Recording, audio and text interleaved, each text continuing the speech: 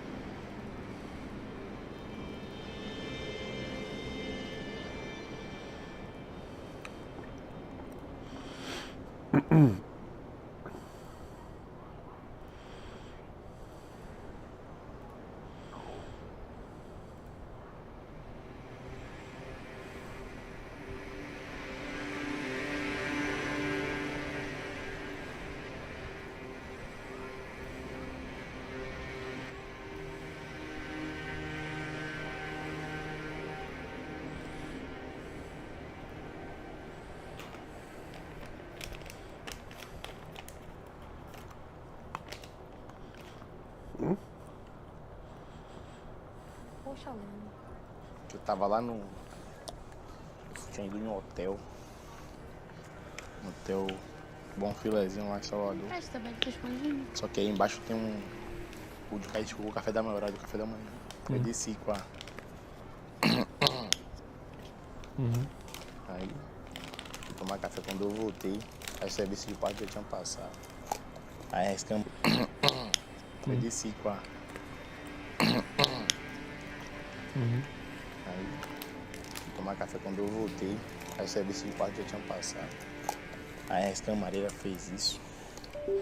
Aí fiquei observando. Que legal. Eu falei, porra,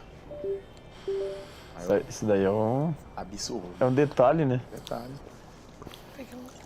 Poxa, Alane.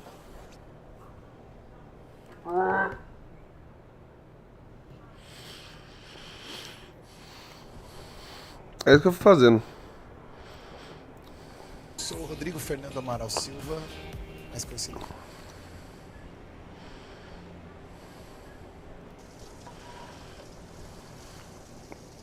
Quando não tem ninguém vendo na live ainda, fico fazendo barulhos aleatórios, porque eu sou maluco. Olha o trollzinho ali. Fofo.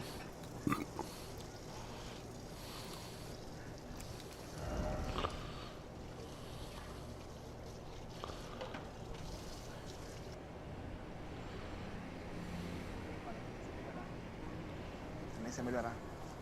Porque, querendo ou não, ele já aprende a lidar com as crises de choro, com as epolalias, as estereotipias todas que é do transtorno. E aí fica mais tranquilo de lidar. É muito mais de boa.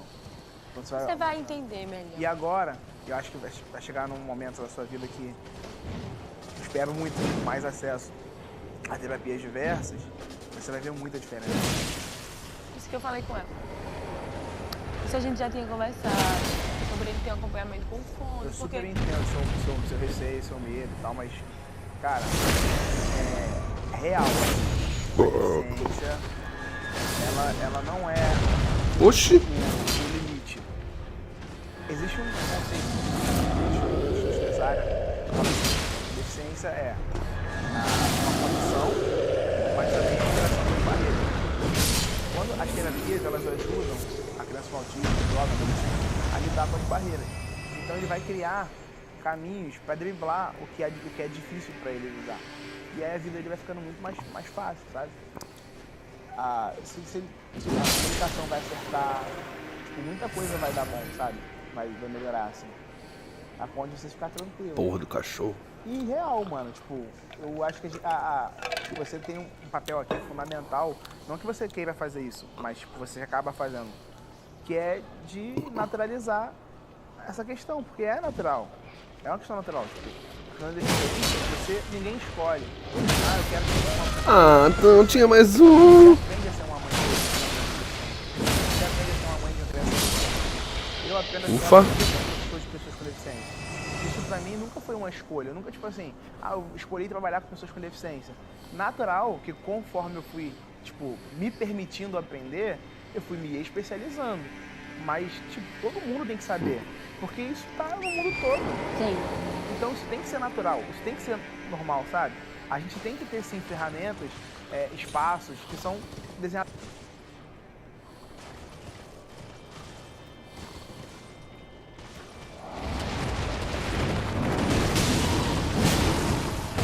Quantas mãos que tem nessa merda, cara?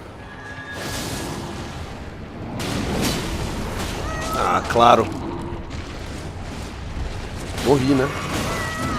Puta que pariu, vou morrer, mano. Legal.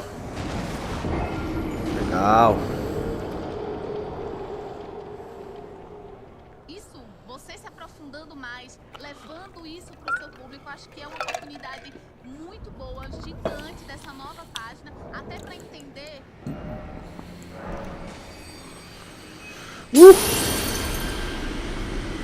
Tá porra, tá alto o volume, né? Você é louco, pai?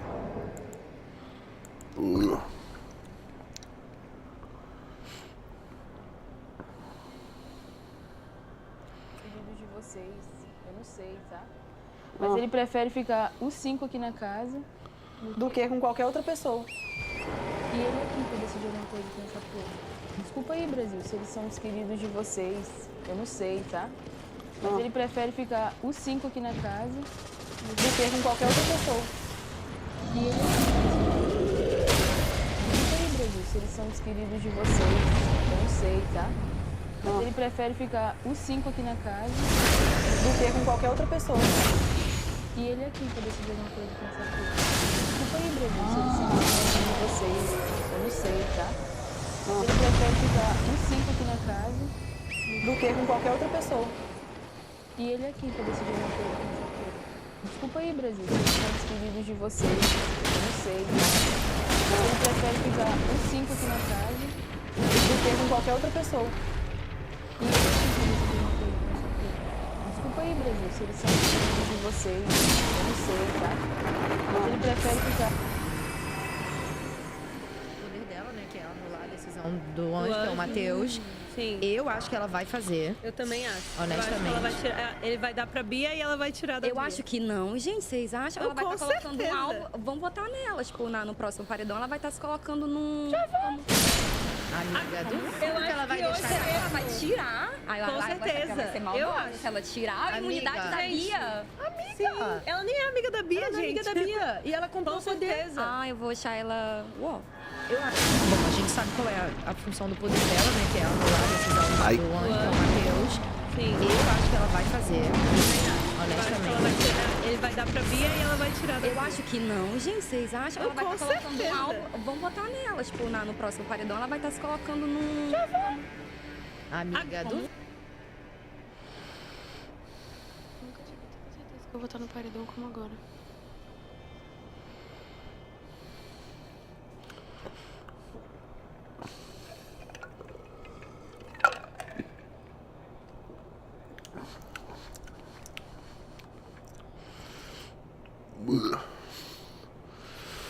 É, meus filhos.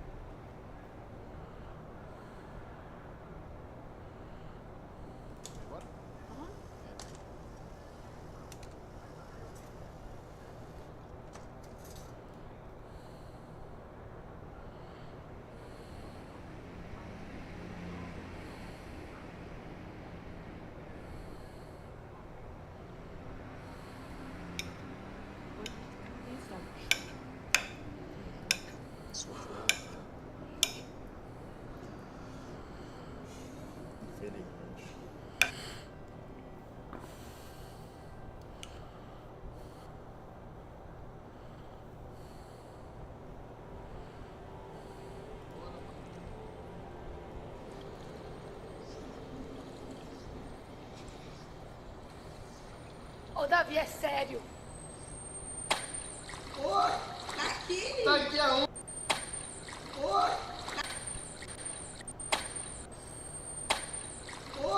tá aqui. Tá aqui aonde, rapaz? Abrindo aí, ó. Ó.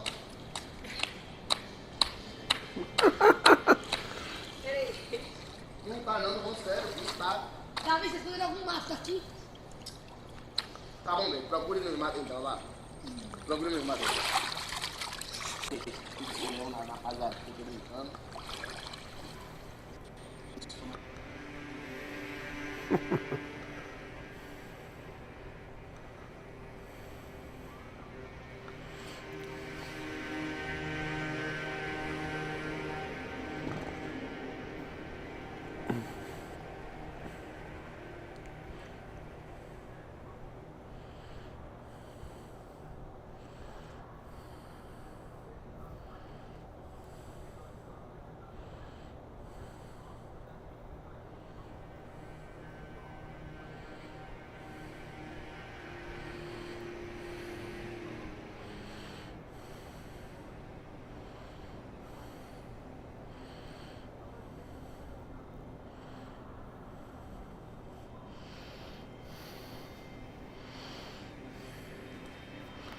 Ai, ai.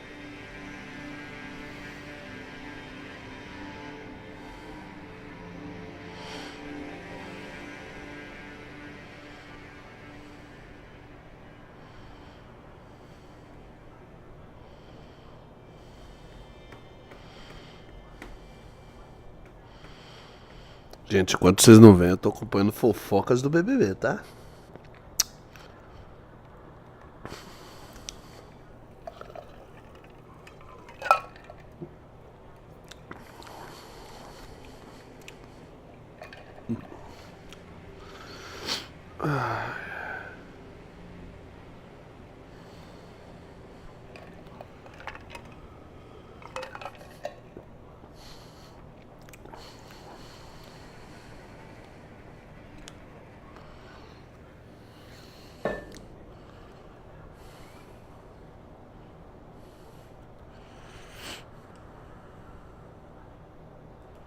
Ok? Mas se tu te coloca no lugar dos outros... Tu tá errado. Também tá errado. Não, aqui é assim, ó. Deixa eu te falar uma coisa que eu aprendi aqui dentro.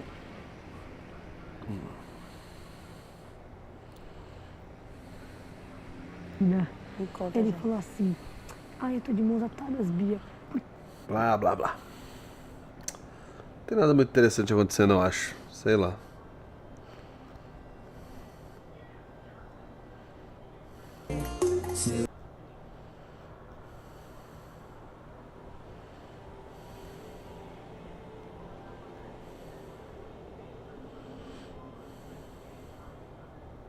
Gente, como a gente deveria tratar a Yasmin? Diz ele que para a pessoa evoluir, a gente não pode expor ela no erro dela. Daniel, quem se expôs foi a Yasmin. Vocês têm sorte de vocês serem branco privilegiado e estarem num programa dirigido por um branco, MC Daniel. onde um preto de respeito não tem e fala para poder ir aí e defender as pautas que foram abordadas no programa. Vocês têm muita sorte de Yasmin ser uma mulher privilegiada, branca, famosa e de aparência bonita, por ela não sair presa daquele programa. Racismo estrutural e todas aquelas falas que a Yasmin falou contra o Davi não foi um erro que a gente está expondo agora. Pelo contrário, isso está impedindo ela de evoluir. Por pessoas iguais a você, que as pautas não avançam. Porque vocês sempre colocam a amizade e o fanatismo um do lado do outro. O que precisa ser falado para a Yasmin é o que ela errou, como isso prejudica e como pessoas morrem todos os dias por visões e afirmações que ela fez lá dentro. E a Yasmin tem 35 anos, ela não tem 20 e 21, ela tem 35 anos. E você, Daniel, por favor, vai fazer uma aula de letramento racial para poder defender dentro de rede nacional algo que você nem um pouco sabe debater. Então, é claro, dá nojo assistir um programa como esse e ver esse trabalhar todo dentro de uma imagem simplesmente por um privilégio branco que cada dia mais está ficando evidente no nosso país. Isso aí. É o pacto da branquitude.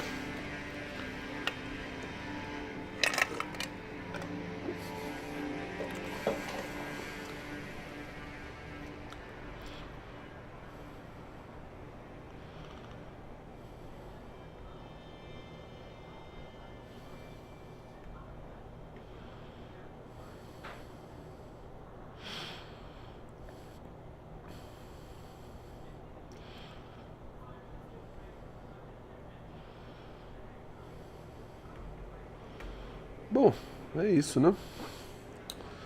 Vamos pôr um videozinho aqui, vamos escutar e vamos jogar sozinho, né? Não tem ninguém nessa merda. Blá.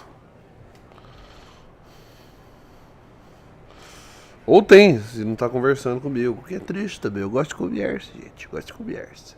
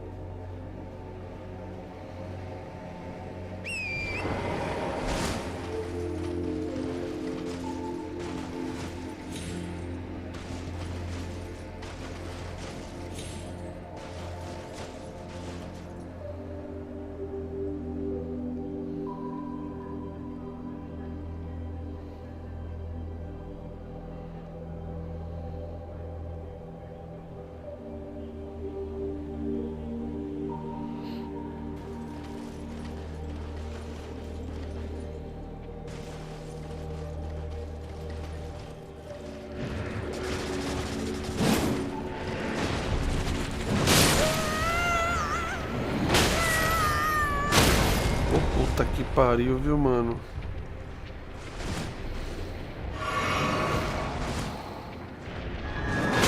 Can't wait for me to rank the seals. Please rank all the shields. I need to know. Ranking all katanas.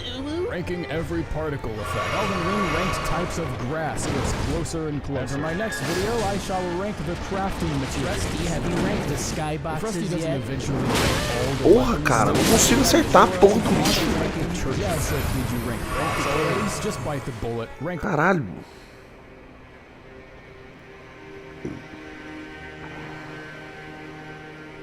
Skill only deals magic damage. Number 265, the Gargoyle's Black Halberd. The standard gargoyle weapons are among the most underappreciated arsenals in the game. What they lack in reach is made up for with wonderful scaling, they're not a chore to collect, and they can be infused and buffed like other standard weapons. The Black Blade variants are none of those things and are objectively worse choices because of it. The damage is split almost evenly between physical and holy, which means it's shit at both, which not only is the worst element to choose for plenty of reasons I've spent over a year explaining, but the way it's split gives no clear damage focus, and the fact that it's split relatively even between two types means it only has to work that much harder to penetrate enemy defense. Number 264, the Serpent Bow. Some may argue that the Serpent Bow, being a short bow, would massively enhance its build-up to a point that teeters on the edge of imbalance, but 15 extra points of poison per arrow is not a noticeable difference when Serpent arrows already do a base of 78 when fired from any regular bow. If anything, it might bring standard poison bone arrows up to a point of actual usefulness, but with Mighty Shot's overwhelmingly dominant status NV of 170, that's a grand total of 25.5 additional poison build-up per arrow,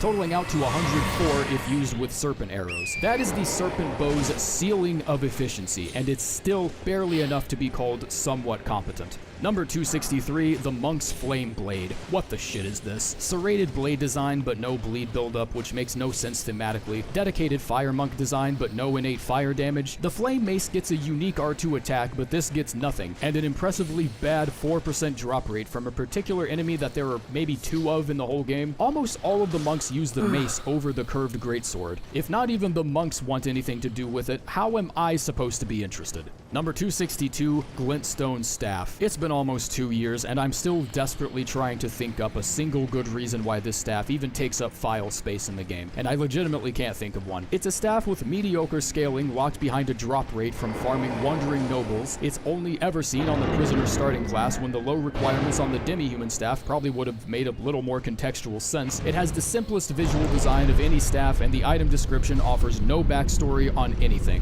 Why does this staff exist? Because I genuinely don't think it should. Number 261, the Grafted Dragon. It's a shit weapon with a shit gimmick, but it's one of those weird cases that make me feel a bit of sympathy for whoever's idea this was. The unique skill by itself is plenty enough evidence that at least one person tried really hard to make this weapon fun, and it even has a convenient damage bonus modifier of 10% against dragons, but it suffers from barely any flexibility or reach just due to the weapon class it's in. It's split between 3 different stat requirements, which is way too overwhelming for something you get from the very first legacy boss, and honestly, split damage is still split damage, even if it is fire. Number 260, the Beast Repellent Torch. I'm aware of there being a growing subtype of player who wants nothing more than to ham-fist literal non-weapons into viability by stacking themselves with so many buffs that it looks like they're rehearsing a Dragon Ball Z episode, and then demonstrating damage that can barely keep up with most standard weapons. But those buffs needing to be there for that damage to be achieved lends itself to the fact that torch builds are permanently stuck in meme tier. So the fact that a random torch even made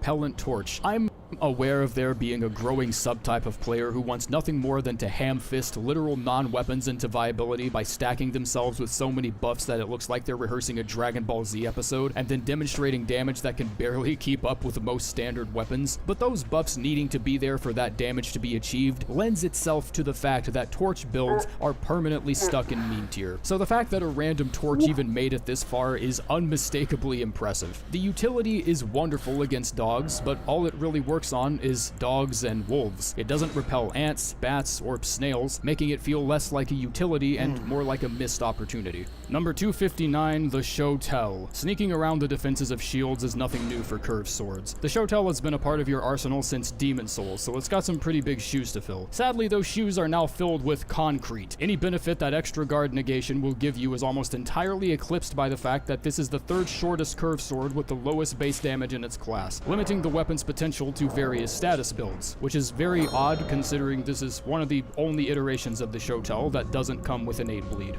Number 258, Gargoyle's Black Axe. These paragraphs are going to be written roughly the same since the drawbacks are all shared among the weapons of its type. Exceedingly poor reach, split holy damage, the benefits of strength scaling on its standard counterparts are noticeably absent, the lack of unique skills despite all the Black Blade Gargoyles having modified special attacks to reflect their association with the Rune of Death, and the fact that they're generally more out of the way and locked behind much harder bosses. If we get to a Black Blade weapon and I start talking about something entirely unrelated, it's just because I'm bored. Number 257, Family Heads. Alternatively called the Dad Flail due to its humorously coincidental scaling, this flail will almost always be used exclusively for its unique skill, which is just a souped-up variant of Ancient Death Rancor. The unique Ash scales well enough with intelligence, but the weapon seeing the most physical benefits from Dex scaling places it in a really awkward spot where it just becomes no more than a glorified casting stick that could only shoot one spell with an unnecessarily prolonged cast animation. Number 256, the Short Bow. The scaling on this bow is a fucking liar. A shallow facade hidden behind a pair of Ds. The actual scaling only climbs to a 0.26, which is just barely enough to scoot past the failure line and earn a D in both physical stats. Well, this bow earns a D alright, as in directions to the trash can, which is where this bow fucking belongs. Number 255, Envoy's Horn. Cosplaying as a bubble-blowing double baby means nothing if it comes with the staggeringly hefty price of being locked in an uncancelable animation for 3 seconds, and waiting for the hammer to spool up that face-punchingly impressive 110 base damage leaves you open to plenty of harm, while the Longhorn's unique skill spreads them out in a cone, resulting in more damage, stagger potential, and a surprisingly quicker animation despite being a larger weapon. There's no reason to go for this over the Longhorn, but I think most people already knew that. Number 254, the Battle Axe. It's just a fucking axe. It's average on all accounts, albeit with less hyper armor on its charged attacks than most alternatives. The Highland Axe requires one more dexterity to wield than the standard Battle Axe, and every single starting class begins with at least 9 dexterity, so there's zero maintenance outside of just picking it up. Its early obsolescence coupled with its average stats make for a very easily replaceable weapon. Number 253, the Bastard Sword. The lighter weight does very little to help this sword out. The description states that the hefty blade is used for wide swings to fend off crowds, meaning the fancier Banished Knight R1 animations would have probably made more sense here, but fuck that, I guess. I don't know what neuron-deficient circus clown slams a bastard sword into the floor like an axe, but if it's heavy enough to match the claymore in weight while managing to be at least a foot shorter in reach, I don't care what your heavy utility skill is. Number 252, the Beastman's Cleaver. In addition to being one of the ugliest curved swords ever made in my personal opinion, 16.5 pounds forces fashion creativity by limiting you to some of the least protective armor sets in the game. On its best days, it only barely measures up against better, lighter, and prettier options. Lightning makes the most sense considering there's plenty of Azula Beastmen using it with those properties, but giving it that affinity for cosplay purposes goes against its proficiency in strength. It could have done with some innate lightning damage to increase its value in PvP situations, but that would also likely mean making a unique weapon with its own skill, and yeah, I'm already asking too much, who cares. Number 251, Gargoyle's Black Blades. The split holy damage is just something I'm never going to be a fan of on any weapon, but it's more than that. It's so confusing to me that a group of weapons themed around the Rune of Death suffer from an almost complete absence of unique skills when they could have just taken Black Flame Tornado and tossed a splash of red in there and no one would have given a shit. You were kind of heading in that direction with the Black Blade, but then you just stopped, and now that weapon just awkwardly sticks out like someone forgot where the kitchen aisle was and just stuck a blender next to a bag of cat. Number 250, the Frenzied Flame Seal. Absolutely zero requirements in any stat, despite scaling with every single one of them. I was suspicious, as I should have been. Zero stat requirements means you have incredibly easy access to beginner incantations like Flame Cleanse Me, Assassin's Approach, and a lot of the best of the spells. What a shame it's locked behind a boss in the Lane Dell sewers and an entire questline that literally forces you into a certain ending. The Finger Seal has a faith requirement of 10. Is that really such a huge ask? Number 249, the Eclipse Shotel. It's a curved sword, and a really short one at that, so it's already a pretty large wall of setbacks it needs to climb over. But it technically falling in the other obscure sickle category gives it extra damage get shielding points. The unique skill strikes me as an ability someone knew was bad and then attached an additional input function that allowed it more bite in PvE. It took me a year to figure out this could even be done, so don't hate the Eclipse Shotel. Pity it. Pity it because the sack of bricks that fathered this weapon anchored its value in a defective status ailment that'll never see any love past World.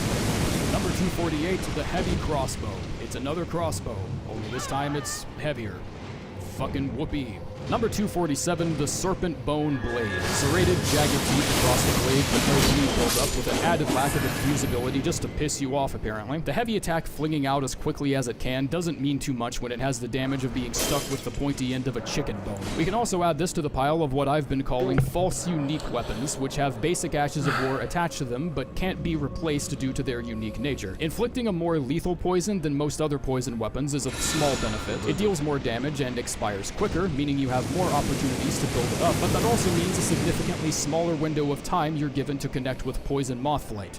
You know, the Ash this katana should have had. Number 246, the Troll Knight's Sword. Okay, that's it. This is where it is. I am in such a toxic relationship with this release, and I really tried to postpone its placing as much as I could, but 246 is the best I can stomach giving. Being stuck with Troll's Roar isn't a fate worse than death, but given that this is an int-scaling weapon that deals minimal magic damage to the point where it's not even worth investing in past the requirement, coupled with the fact that two-handing this weapon and cutting the strength requirement by about 7 points makes intelligence its highest requirement, that unchangeable weapon Ash starts feeling like a malignant tumor very quickly. Number 245, the Digger's Staff. This staff will always be outperformed by another staff, no matter what point in the game you're in. The incredibly low intelligence scaling all but completely nullifies the 20% Stone Digger bonus, leaving the most efficient use for it to be having it on your person, while another much better staff does the casting. And even then, I'd rather have something more versatile in my offhand like a shield, or just offhand the staff with an actual tangible weapon in my main. No matter how this staff is used, it always feels awkward and out of place.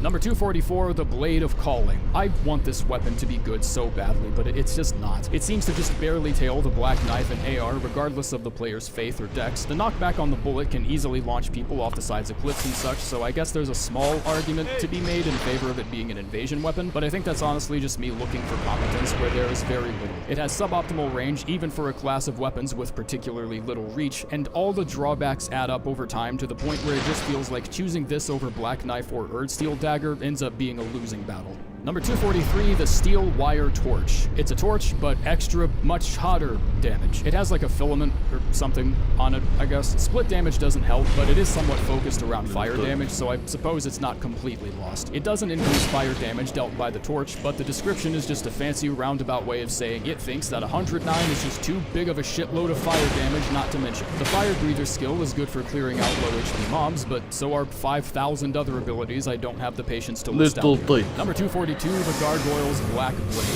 The only armament in the Black Blade arsenal with a unique skill, and it doesn't even have the right visual effects attached to its hit pool. The Corpse Wax Cutter has wrongfully had Black Flame effects attached to it since release. To this day, it still hasn't been fixed, and it's starting to make me wonder whether or not there's some obscure sentence of lore out there that actually tells you it's effective. This is the most solid proof I have on the theory that they were 100% prepared to give the Black Blade arsenal their own unique skills, but the only reason I can't think of why they didn't make it in is that someone accidentally deleted the files a week before launch. I'm gonna say this man's name was probably Greg because my anger needs to be directed at something.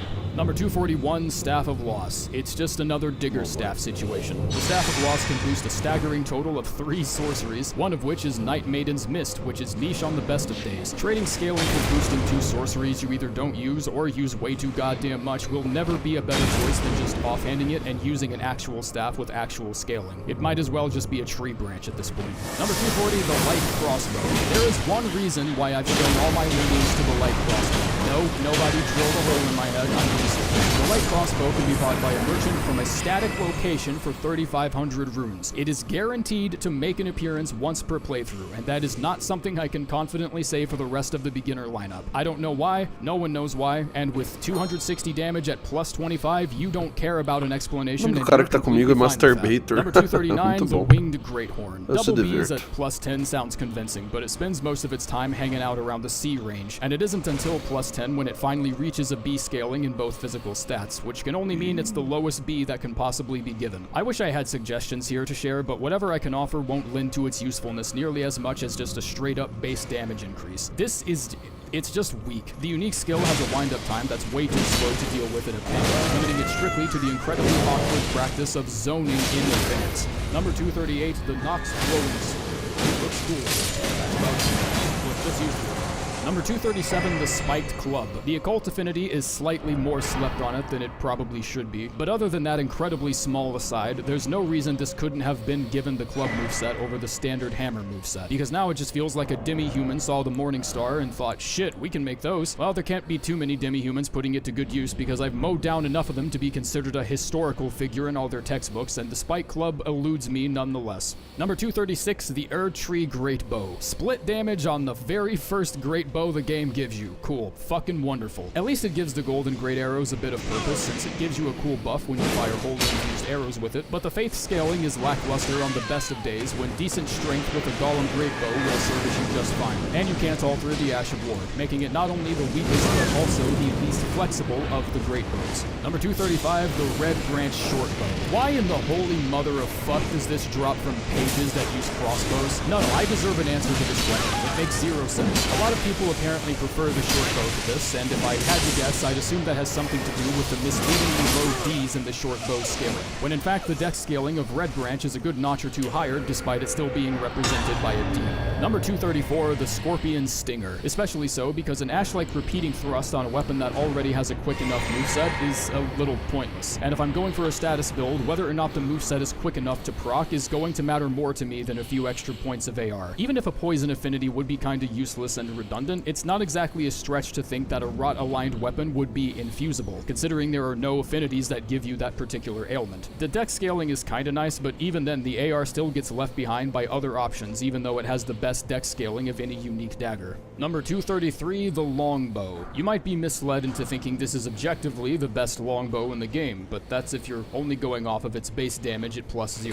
Truthfully, it actually falls off quite a bit and ends up losing the damage game to other options like the pulley bow and even the Albinoric and Serpent bows thanks to higher dex scaling. Stop farming skeletons and just go to the Twin Maiden Husks and pick it up there. I'm only mentioning that because I just assumed it was a loot drop weapon and I felt really stupid when I saw it just sitting here in the shop. Number 232, the Rotten Crystal Spear. I mean, they fixed Charged Forth in 1.10, so it's not like the spear doesn't feel complete. I just don't get why we have to wait until Elfile to even start looting it when there are plenty of Rotten Crystallians elsewhere. Additionally, farming an enemy as annoying as Crystallians should be a fate reserved specifically for terrorists and people who leave negative comments. It's also worth noting that the rot-efficient spears are noticeably lacking in quantity, and if that's not indicative of their focus moving into the DLC, then that should rightfully make a lot of people very angry. It does me, at least. Number 231, Watchdog Staff. Zero people give a shit about this colossal weapon, and I don't think there's any genuine argument you're going to hear in a YouTube video made by someone who once thought art school was a good financial investment, but I think more people should. That unique skill is a great means of lasering down enemies with magic damage without any stake in intelligence, especially since it scales only with weapon level. But as a colossal weapon, it loses against nearly all others in its class in terms of raw damage, making the staff nothing more than a catalyst that can only cast one spell.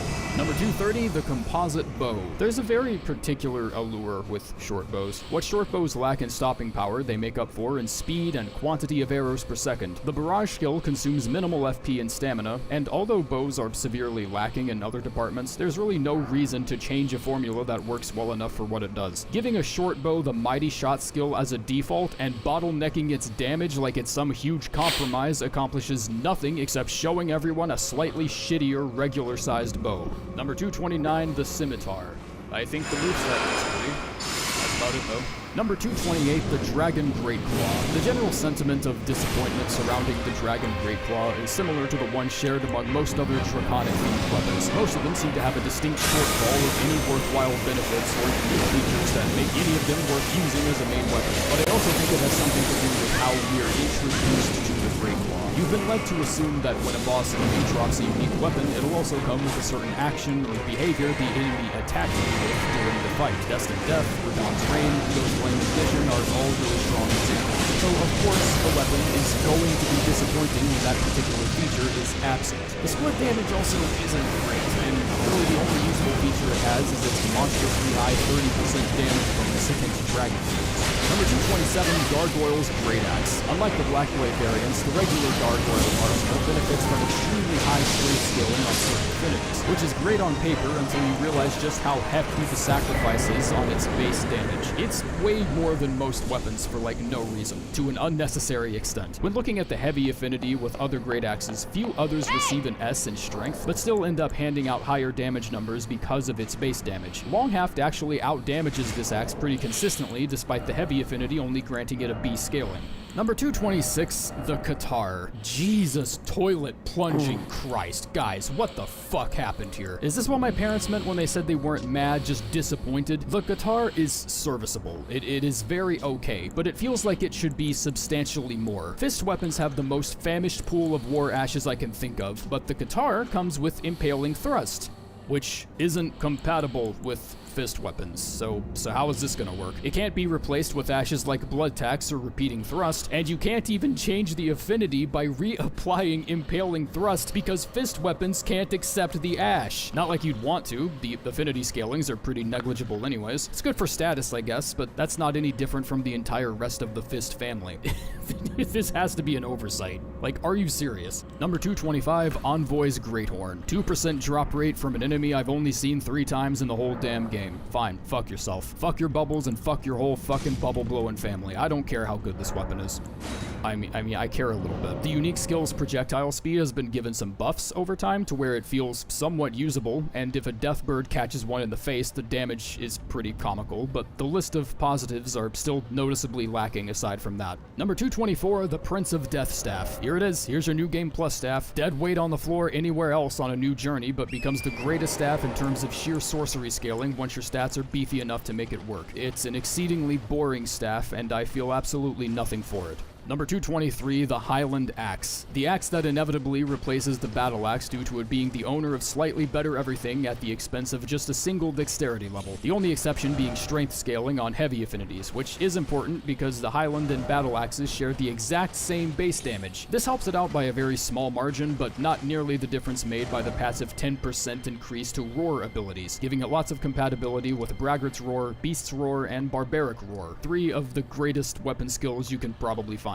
Number 222, Staff of the Avatar. If you aren't interested in deleting death birds with your 5-ton military Hummer of an ass, then I would recommend skipping over this weapon almost entirely. The Colossal Weapon moveset is too slow and uneventful for me to rank most of them too highly, but the split holy damage and extremely niche unique skill only makes it ironic that none of what it brings to the table really deserves that much praise. It's fine, I guess. We're starting to move up the ladder a good bit, but nothing it accomplishes is worth writing a book about it. Number 221, the Erdtree Bow. You know what? I see it. It's not good, but I see why people are interested. The split holy damage actually serves holy damage arrows very well because you still end up having a pretty heavy focus on a single type of damage even if it is holy, enabling you to rack up damage that much quicker. I wish that changed my opinion on this bow. The visual design is really nice, but I would rather that design just be stuck on a better bow that didn't get bottlenecked halfway through the game. Number 220, the Alabaster Lord's Sword. This doesn't look like it was forged from a meteorite. It looks like it was made to block rain. The intelligence requirement is the highest of the 3, but it doesn't really do anything that significantly factors into the damage it deals. So, am I a nutcase for asking why the intelligence requirement is so fucking high to begin with? It's not even that there is one that bothers me. What bothers me is that it's the highest, so anyone picking this up on a first playthrough is going to think it's the most important stat to upgrade, and it's not.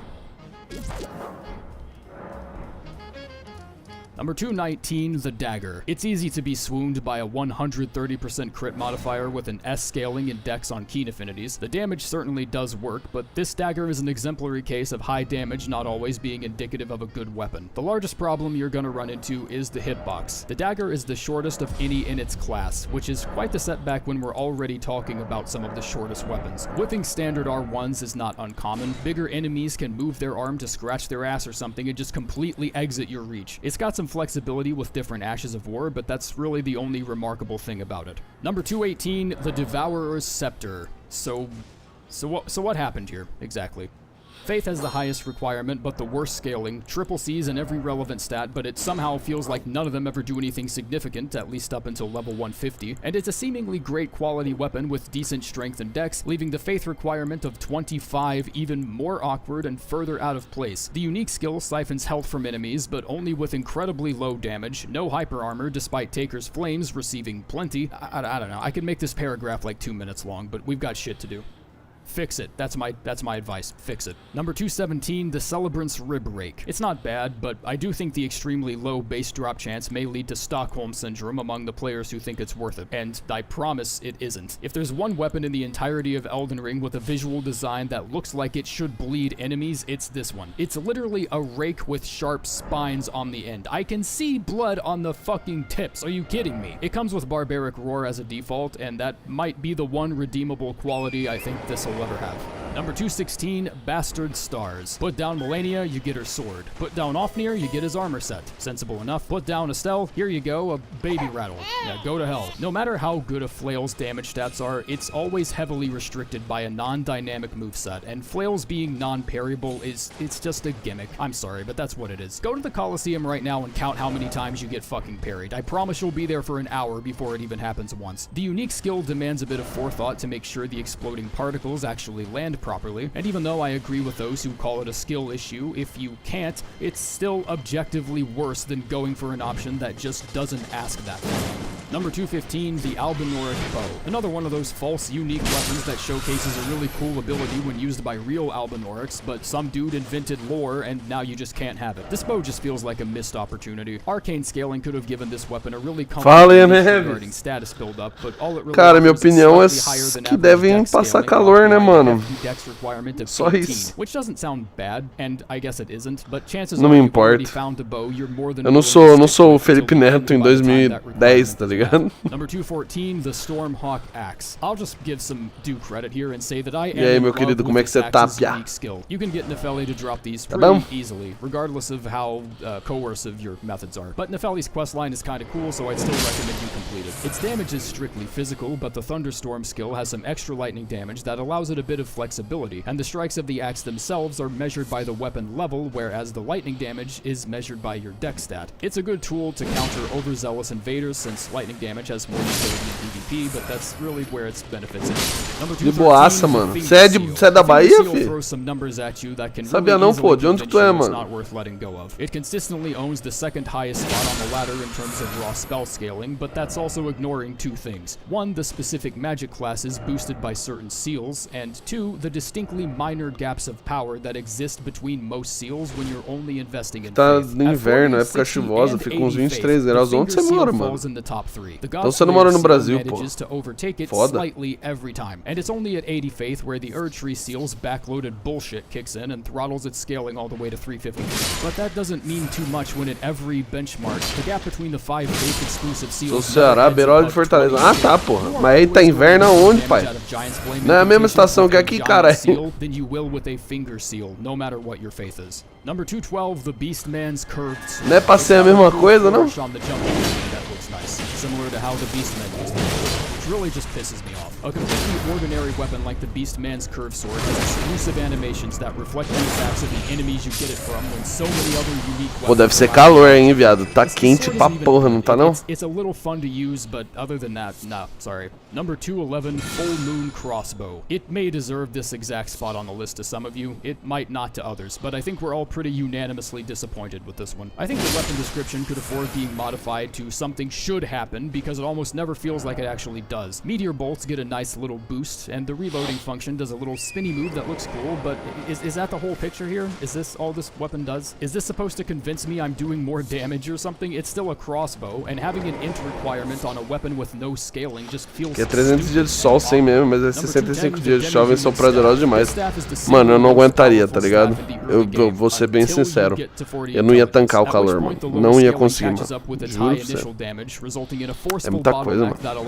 staffs to outperform it very easily. Tem If you como don't não, ever pai. plan on advancing your character past mid-level intelligence, then sure, I would use this staff. But most of the heavy hitter sorceries you'll be using, the ones that are commonly referred to in conversations about how broken sorcery builds are, either ask more than 40 intelligence from you, or they ask multiple stats. If you're planning on trekking through with a battle mage build É costume that just sim, mains então sword é costume, tá sorceries, ligado? sure, I Eu, guess por I would exemplo, pra recommend mim, it, but mano, only nossa, if you're quanto okay mais with frio, melhor, denying mano. sorcery builds of what Mas eu sou de São capable Paulo, tá of. ligado? And Também. even then, you should still probably Mas use quanto carry instead. mais Number frio, 209, melhor pra the mim, cara, de Gravelstone verdade. Seal. This seal has exactly one purpose, which is to wring every last drop of potential damage out of Ancient Dragon Lightning Strike. There's more to life than big numbers flashing on the screen. This isn't fucking Genshin Impact. This seal is among the weakest catalysts based off of raw scaling, so much so that it strictly limits you to Dragon Cult incantations so you can take advantage of the 15% boost. Even if you're wanting to test the damage of hard-hitting dump truck spells like Ancient Lightning Strike, you're still better off with other higher scaling seals like Erdtree or Dragon Communion.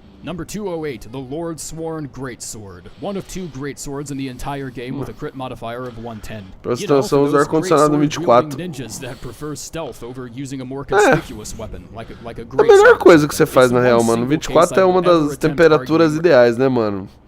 Aqui eu também uso no 24, mas, porra, aqui é bem menos calor que aí, né, viado? Porra.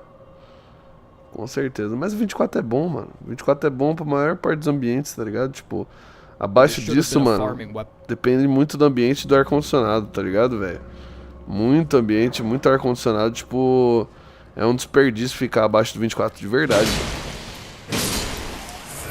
Tipo, literalmente desperdiça energia, né, os bagulho e tal. É paia. Mas que foda, mano. Não sabia que tu era do Nordeste, não, pô. Foda. But I don't know. I think that just sets a bad precedent. Could have used the Banished Knight's R1 moveset, but outside of that, it's really just a semi-decent strength weapon with a noticeable fall-off during the mid-game. Number 207, the Golden Epitaph. The 30% damage bonus to undead enemies is a really convenient way to melt down death birds. But if you need such a massive damage modifier to help you with skeletons, I'm not sure what advice you're looking for. The unique skill is just a E a Neves acertou, mano. Então, tá ligado? Quando você fala em Neves, eu penso no cara mais paulista que já viveu, tá ligado? This leads me to believe that this sword is the Deathbird weapon, and using anything else would just be for cosplay purposes. Deadly damage, just a shared order incantation, and you like this are what I've started. Not sure what advice you're looking for. The unique skill is just a shared order incantation repurposed as a sword art, which technically doesn't even raise holy damage. It only increases damage versus undead by 50%. This leads me to believe that this sword is the Deathbird weapon, and using anything else would just be for cosplay purposes. Number 206, the Great Bow. Weapons like this are what I've started calling salt and pepper weapons. The one purpose they have is simply to exist somewhere in the game's universe, just to give the world more texture and flavor, so that when you run into it on your 25th playthrough, you can be like, wow, I'm still finding new shit. There's no reason to Quase empacotei, mano. Tudo é costume, eu nunca saí de Ceará quando me falam desse pio, me assusta, mano. Mas aqui é assustador mesmo, pia. É, não é só o trânsito que é ruim não, mano. É geral. São Paulo é difícil mesmo, pia. Eu fugi de lá, né, mano. Vim pra Indaiatuba. Indaiatuba é uma delícia. Muita merda ainda acontece, mas é uma delícia.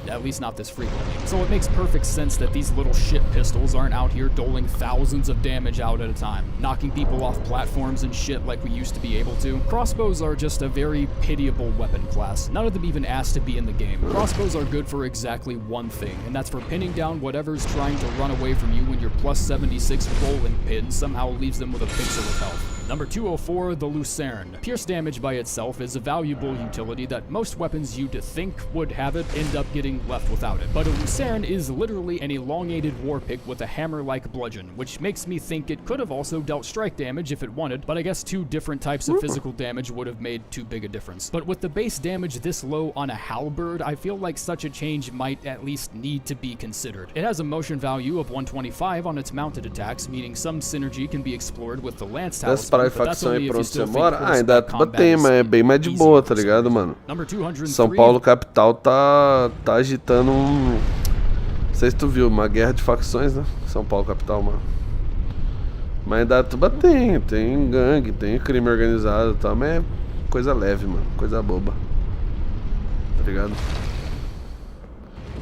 É suave demais, mano, perto de capital e tal, perto de, sei lá, mano, Rio de Janeiro, saca? Suavíssimo, suavíssimo.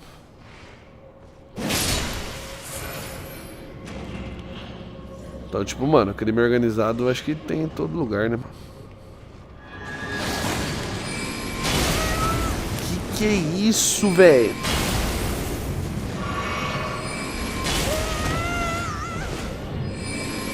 Sai de perto de mim, viado.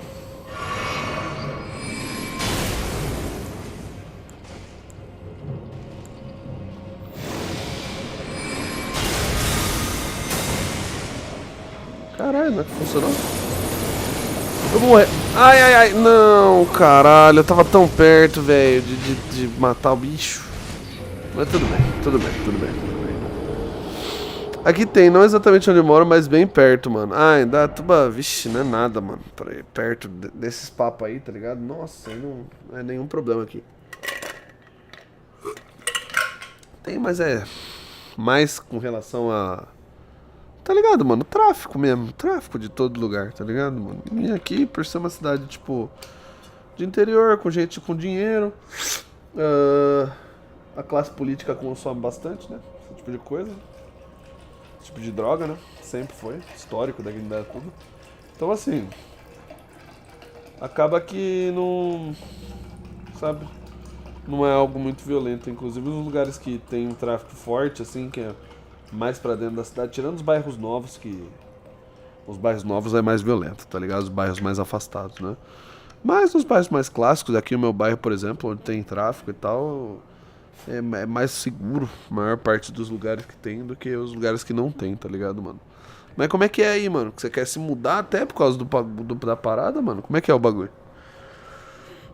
Conta pra gente, velho. The Veteran's Prosthesis. My editor reminded me that I never put anything here, so use that as evidence for how forgettable this fist is. Thanks for giving me a lightning weapon exactly one area prior to the legacy dungeon equivalent of a power circuit.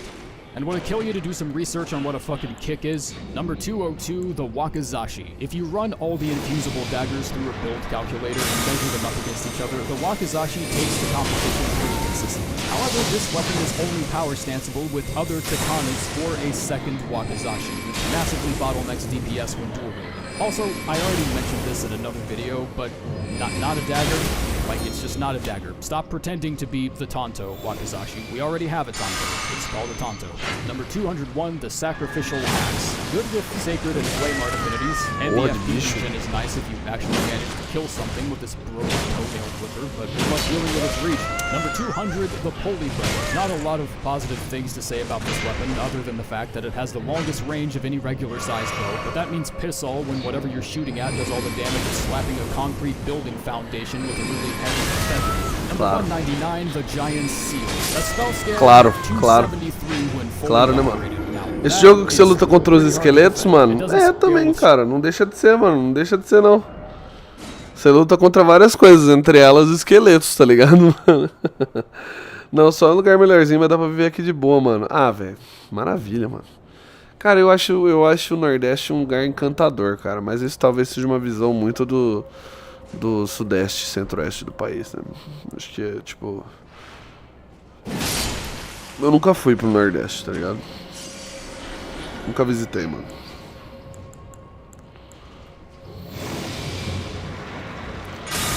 Gostaria, algum dia.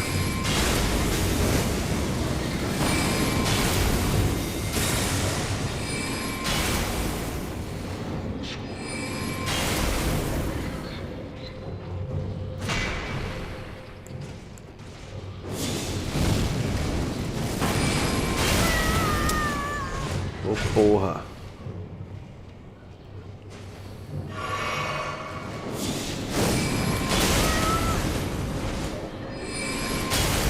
É, ele passa, que legal.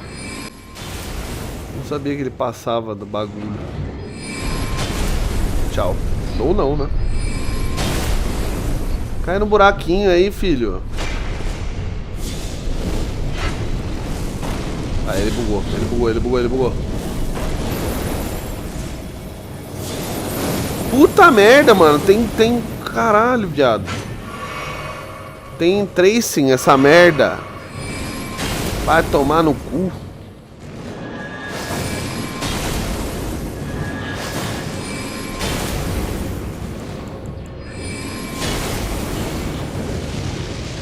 Ah, que legal.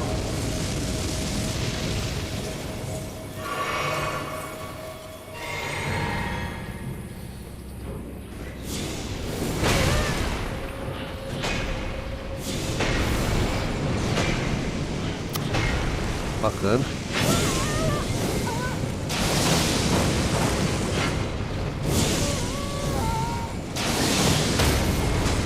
Aí, porra, matamos esse vagabundo. Caralho, ele virou a cabeça muito bravo comigo, viado. Que medo, porra. É esse mesmo. Lembro dessa tela. É que as telas, as dungeonzinhas, né, são muito, tipo, parecidas umas com as outras. Mas é bom pra cacete onde mora lugares que eu ando. Mas tem lugares absurdamente pobres. Mas todo estado tem, né, mano?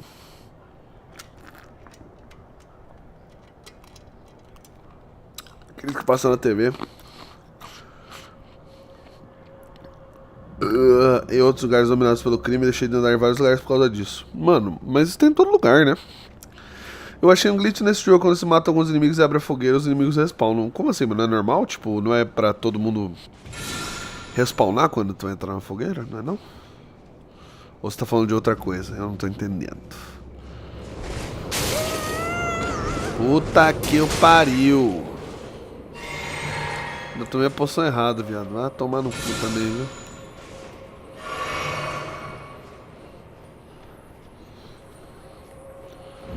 Nem sei, mano, o que eu tô fazendo aqui. Ganhei magia sem querer, legal, gastei mana à toa. Essa porra desses bichos do caralho, cara.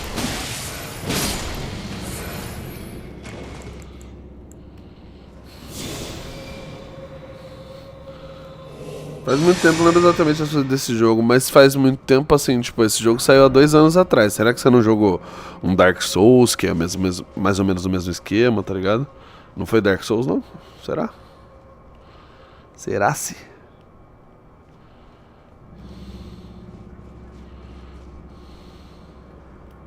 Opa!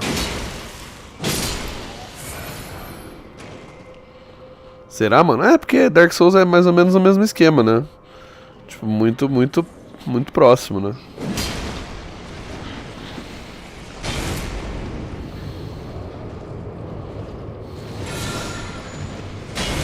Esse aqui é mais de boa.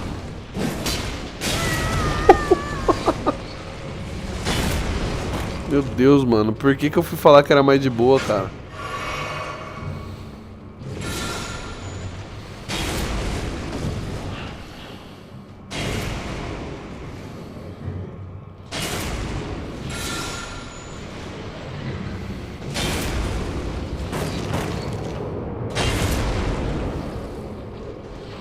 Ok, não funcionou, é isso. Puta que pariu.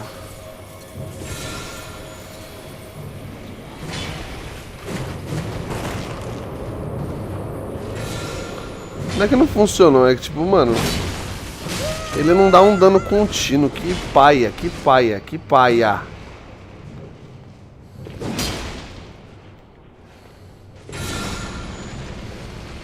Aí, agora foda-se. Deve ser, ele mostra a mesma tela de Died, sim, mesma tela, mano, mesma coisa. Mesma coisa. Aí, agora ele toma, agora vai tomar. Esse é o último que saiu dessa série, entre aspas, de jogos, né? É Dark Souls, Bloodborne tem a mesma tela também. Dark Souls 1, 2 e 3, obviamente, Elden Ring, é tudo tipo, meio que o mesmo esquema, assim, tá ligado? Firemonk Ashes.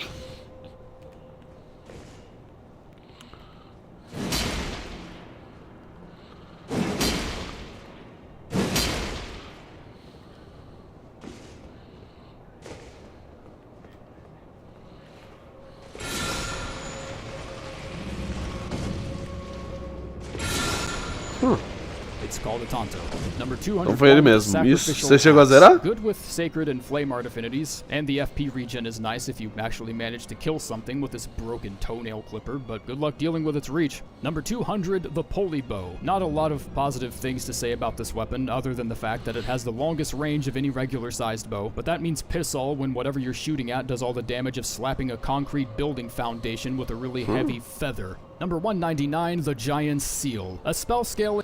Não, eu joguei um tempo com meu irmão. Ah, da hora, mano. Você tem quantos anos mesmo, Ian Neves? That is pretty hard to defend. It doesn't scale with strength despite most giant flame weapons having that benefit, but this is merely the byproduct of FromSoft. 47? Você tem 47 anos, cara? Eu não acredito, mano. Isso aí é mentira, pô. Mentira. Mentira. 27. Tem minha idade, mano. Eu tenho... Quer dizer, né? Eu tenho 28 anos, né?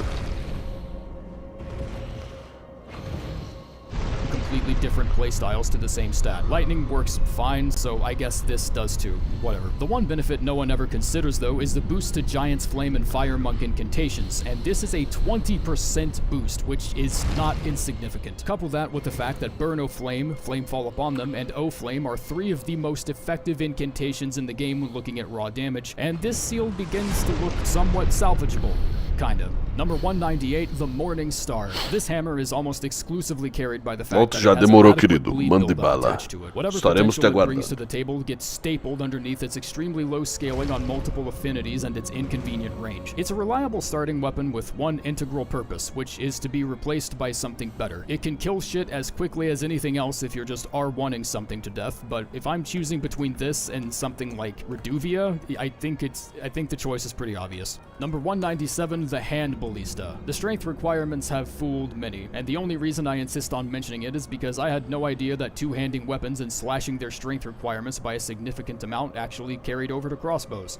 Mostly because I don't use them. But if you do, then the maximum strength you'll ever need is 20, since Tem mais alguém assistindo a by live? default anyways. Although the item description might be trolling you a little bit, do not ever face an army of people alone with this. Just don't do it. The reload animation time will cock you over before you can even kill the second guy. Just don't. Number 196, the Pest's Glaive. It has a passive effect that slightly increases non-physical damage negation, and the fact that you're most likely to get this weapon in Kaled renders that effect completely useless because that slight increase is actually a meager 2%. That's not slight, that's famished. Almost to the point of not even noticing. It also has lackluster base damage for a halberd, which is only somewhat remedied by its A scaling on heavy and keen affinities. Number 195, the Ice Rind Hatchet. The popularity of this weapon was single-handedly carried by its unique skill way back in the day, and it's not even a unique skill. The hatchet does, however, come with a much faster Fala, Francesco. Boa noite, tudo bom, mano? Which can be enough to mitigate the underperformance brought Como é que on você by tá, its mano? lowish Já base voltou do damage. distrito? It's not great, it's barely even good, but I do Ou feel ainda like tá em referring dev? to this hatchet as nothing more than a stick with a cool skill is a small misrepresentation. Number 194, the Falchion. It's a decent weapon that you can find very Falchion. early on. There's nothing particularly wrong with it. It has an A scaling on heavy affinity, which was honestly surprising considering curved swords are usually associated with dex, but other curved Vindo do swords Distrito like the Federal, Bandit's volta amanhã. curved O que sword você tá and sumidão, Grossmesser cara? are just O que as aconteceu? easily obtainable and can be thought of as immediate upgrades in damage Tá and estudando? reach O to que tá the fazendo, Falchion, mano? De rendering bom. it pointless no matter what your stats are. Number 193, the Gargoyle's Greatsword. This could have been a beautiful weapon, but the waxy tip just makes it look like a troll cleaned the inside of his ear with it and then threw it away. It does make for a pretty efficient strength weapon due to its A scaling on heavy affinity, but Tava estudando flexibility brabo. being scarce Brabo. on gargoyle weapons Mande also bala. means only pure strength builds will be able to unlock this weapon's full potential. It has Nossa, a tô shorter cansado reach than hoje. most greatswords, Rapaz but do the céu. damage is certainly there. It's got some stopping power. I just wish someone didn't dip it in expired mustard before giving it to us. Number 192, the Meteorite Staff. The Meteorite Staff is unable to be upgraded, which I think is the greatest tell of what this staff should be used for. It's for when you can't be fucked to care about Somber Stones in the early game and just want to bolt straight to Kaled in 5 minutes and get your hands on mid-game power as early as possible. It gives a wonderful boost to gravity sorceries, which means it can be carried Pior que é forte while mesmo essa arma. casting with a higher scaling staff to squeeze more power from meteorite spells. Number 191, the Onyx Lord's Greatsword. There have been a few small buffs over time that have done this weapon some favors, but I feel like it's still too lacking in plenty of areas to consistently recommend it. The range and hyper armor on the skill is helpful, but I can't think of a single instance where I'd rather push enemies away than pull E aí, them como é que foi de towards me, concurso, especially mano? Fez a considering prova most já? enemies with ranged aids attacks are annoying to deal with specifically because they're Ô, tu viaja de avião quando tu vai pro Drop toss distrito, ends up mano? being a much more useful skill that does enough damage on its own to be considered decent, Até but pouco can tempo, also brabo. Staff is the first ability in a chain of close-range magic-focused attacks. 27 FP is also just way too much for this. Number 190, the Golem's Halberd. The Guardian Golems have a 10% chance to drop this weapon to offset the unimaginable difficulty behind farming this colossal weapon caused by their absence. The Golems are just not fun enemies to fight. Like, they're just not. You spend the entire fight scratching at their legs like a horny dog until they topple over, at which point you just Relativamente easy, eu acho, pelo menos as cursiva, brabo. Mano, eu nunca dei de avião, cara. Você curte? Like fighting golems only like the big numbers that appear on the damage bar. And it's also not a halberd. It's shaped like a halberd, yet you swing it like a colossal weapon, because it's a colossal weapon. It's a stone club that just tries to feel as awkward as it can. It's got charge 4th on it though, so it's not too bad. Number 189, Azur's Staff. The two Grandmaster Staffs are in close competition with each other as far as which people consider to be their favorite endgame staff. Quando você não responde, você não tem ponto negativo?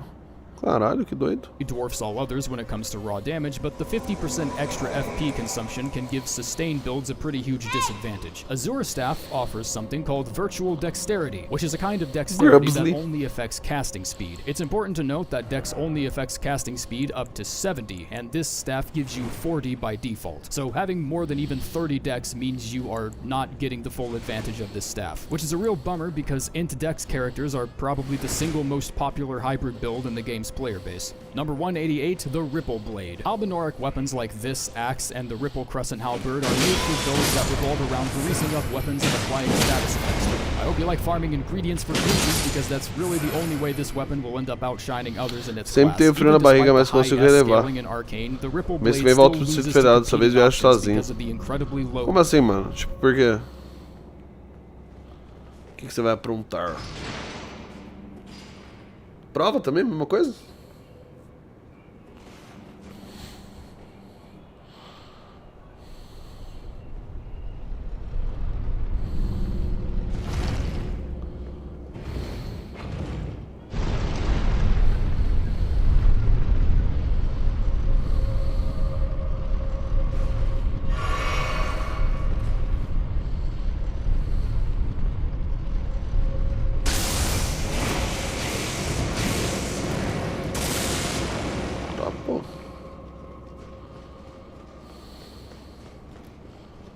Fazer mais um concurso, não é nada que minha mãe tem compromisso em outro lugar e também fazer a prova sozinho. Foda, foda. E por que sua mãe vai junto com você quando você vai viajar assim? Tipo, bom, ela vai visitar o outro filho dela, né? O teu irmão. Verdade, faz sentido. Mas você se incomoda de viajar sozinho?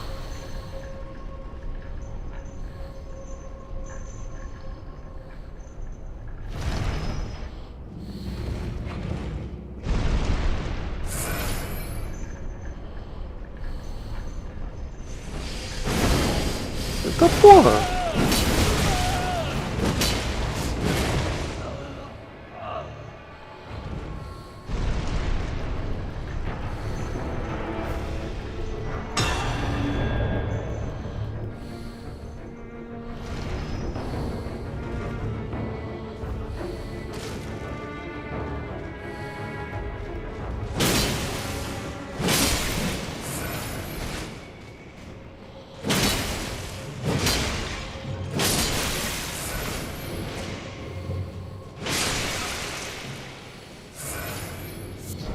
Sou matador de jarros. Normalmente ela vem junto. Espera que tá travando aqui. Então, não, eu perguntei, tipo, ela vai junto justamente pra visitar o filho dela ou qual que é a brisa dela, tá ligado? Tipo, ou você, tipo, tem receio de viajar sozinho de avião, meio paia pra você? Como é que é o bagulho? Eu não sei.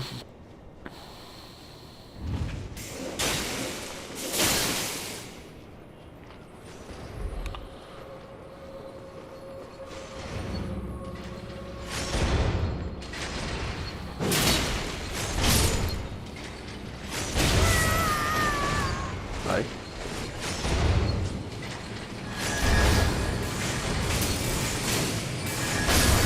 Ai.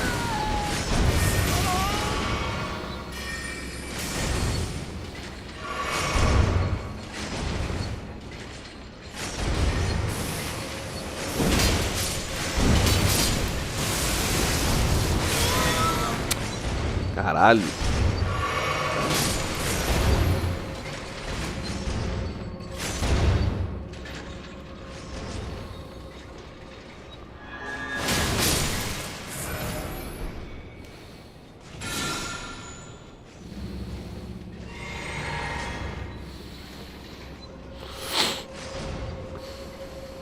pra visitar é porque ela não tem muito o que fazer em casa, eu acho. Da hora.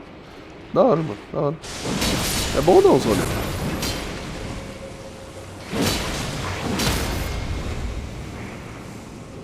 É gostoso, né? Tem que aproveitar também.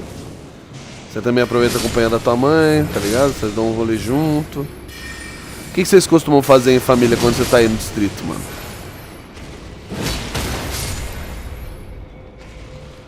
Parece ser gostoso, tá ligado? Boa noite, Churra Pereira. Tá vendo tutorial de coreano?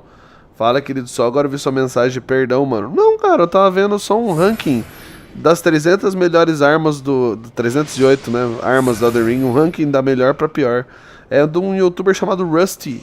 É muito bom o canal, cara, eu gosto, viu? Recomendo, mano. Tutorial, ixi. Eu já tô no meu quarto boneco, já. Isso aí eu não preciso mais não, mano. Se bem que tem coisa que, porra, eu vendo esses vídeos aleatórios na internet, cara, vou te falar que tem muita coisa que eu descubro, assim, que eu não sabia. Isso é um atestado de como o jogo ele é expansivo, né? E cheio de coisa, né? Cara, é muito legal, mano. Isso aí, eu gosto. Mas que bom que você chegou até aqui, Juan Pereira. Se você puder, cara, dá um followzinho aí pra gente, uma inscrição, né, no YouTube. Se você puder dar um follow pra gente aí na Twitch, o canal da Twitch tá na descrição do YouTube. Então, tipo, tudo aí, cara. Se você puder, seria de uma ajuda, assim, imensurável, Juan. Seria imensurável tua ajuda, tua presença aí, mano. Seria mágico, meu, mágico, tá ligado?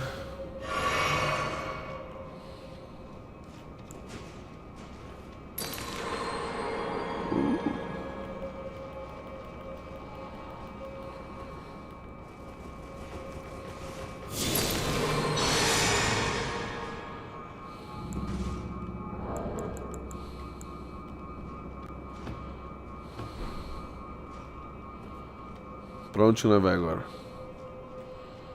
Eu não sei.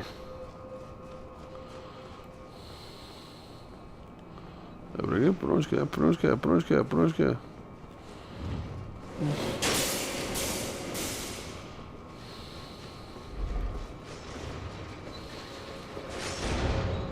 Ah, tá repetindo o layout, tá, beleza.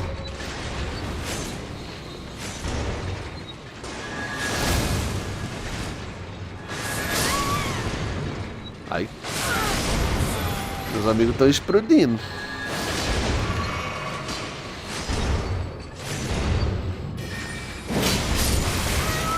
Ai. Ai.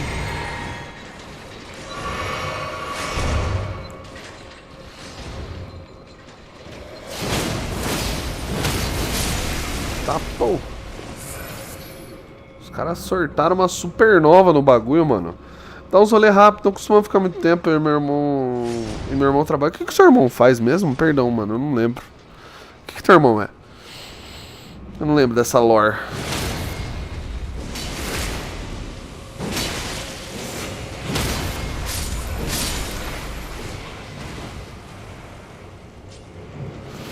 Trabalha na Casa Civil, o que significa, tá ligado? Qual é o emprego dele, mano? Analisa as propostas. Proposta do quê? Eu realmente não sei, tá?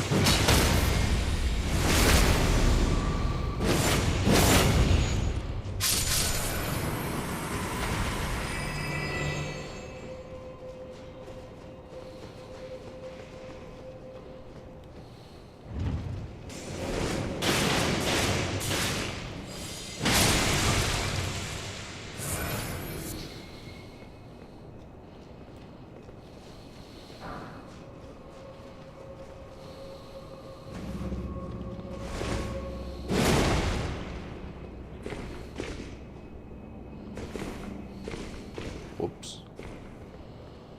Era isso mesmo que era pra fazer?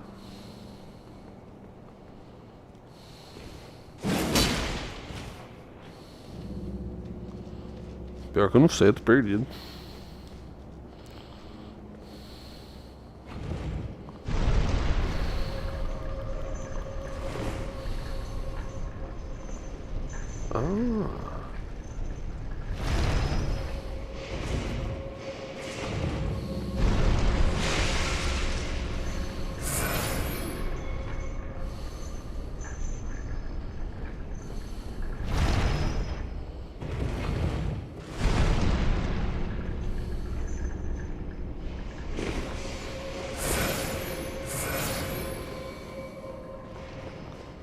Faz sentido.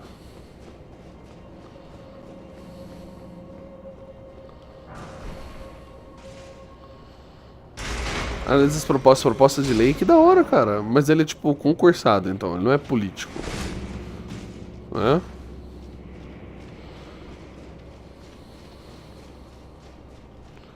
Tipo, é um trampo público.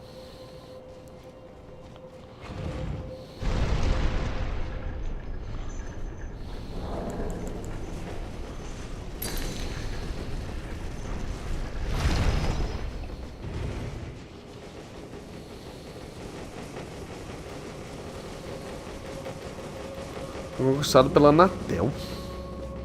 Mas foi solicitado pela casa, não sei como foi o processo. Que concursado da Anatel, que bizarro.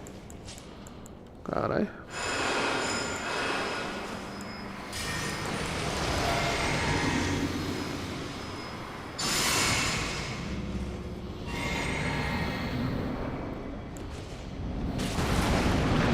Ah, você de novo.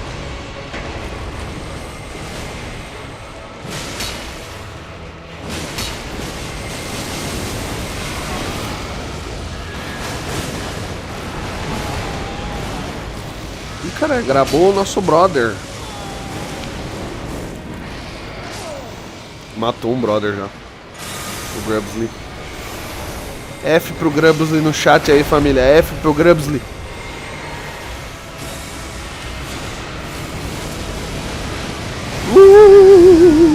Quase também.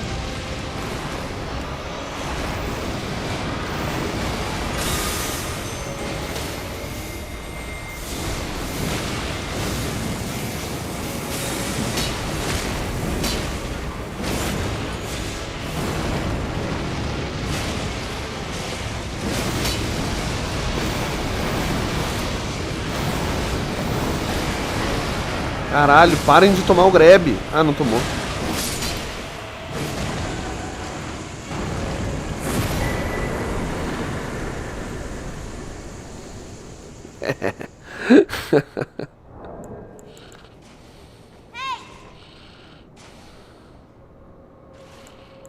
Foda, eu adoro esse jogo. A comunidade desse jogo é muito divertida. Basicamente ele é comissionado, mas sair da casa volta pra Anatel. Ah, tá. Legal, legal. Eu não sei como funciona esse procedimento, mas faz sentido, eu acho. Ai, gente, tem algumas coisas pra fazer agora. Vou ter que doar as Death Fruits pro Gurang e voltar pra Round Table Hold. Eu acho que tem um monte de coisa pra fazer lá também. Vamos lá, vamos primeiro resolver o Gurang. Doar as Death Fruits pro pai.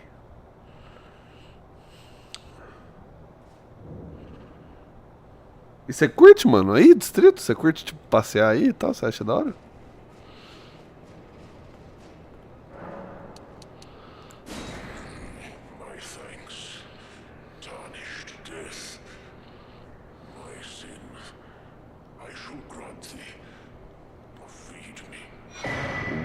Great Hammer. Caralho, ganhei um Great Hammer, filho. Caralho, que maluco.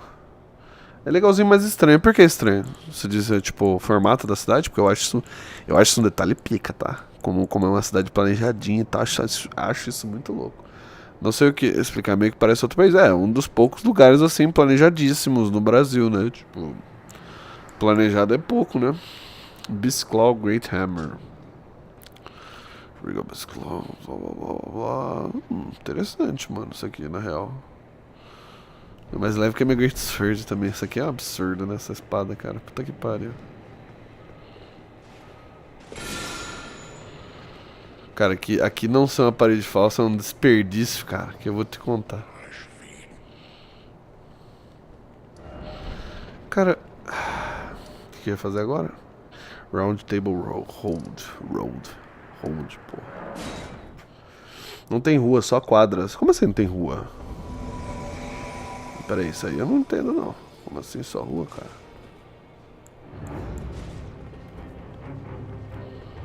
Porra. Nossa, que forte, hein? Que forte, hein? Que forte você é, amigão. Parabéns.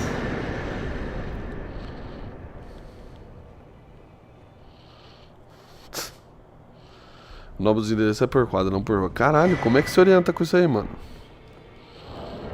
Porra, isso aí é bizarro, tá?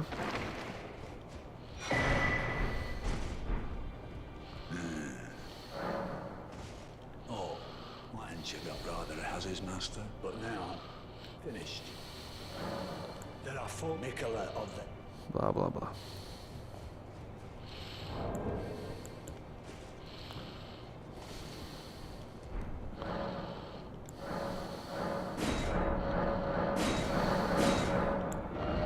Vamos ver o que tem de novo aqui nessas coisas que eu entreguei. Tem umas coisas legais, tá?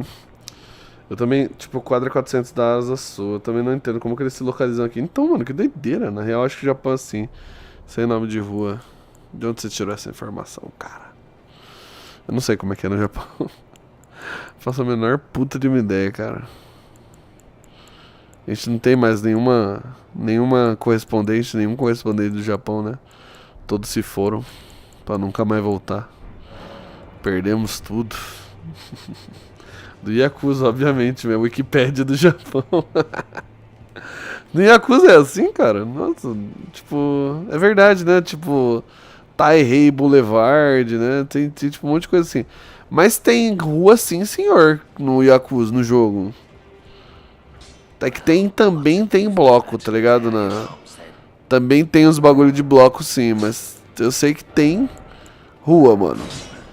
Tá ligado? Só tem Buri aqui, Abara, Shinjuku, é tudo bairro. Sim. Aí daí não entendi seu ponto, piá.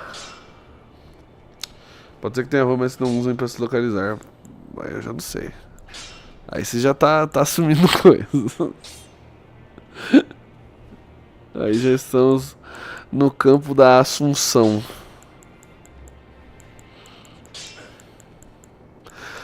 Cara, pensando, que arma que eu poderia upar? Bom, claramente eu tenho que upar um selo diferente. Provavelmente eu acho que o melhor selo que vai ter vai ser o Earth Seal, mano, pra mim. Muito provável, muito provável. Deixa eu ver se ele já tá melhor. Já tá melhor já do que o que eu uso. Pouquinha coisa, mas tá. E ele pesa 0, né? Isso que é a grande vantagem dessa porra desse selo, cara. Na real. Será que eu posso usar essa cabeçona aqui já? Não, não posso. Aí por pouco também, viu? Vai tomar no cu.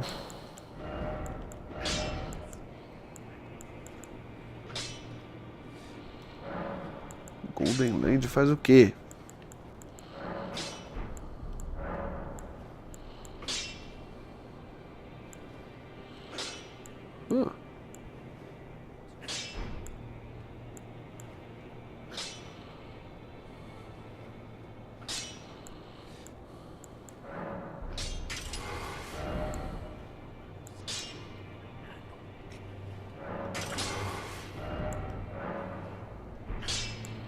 Tá.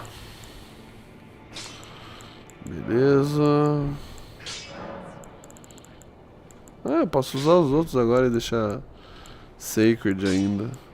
Não faz sentido, porque esse daqui dá um buffzão na minha arma. Muito mais interessante, na verdade.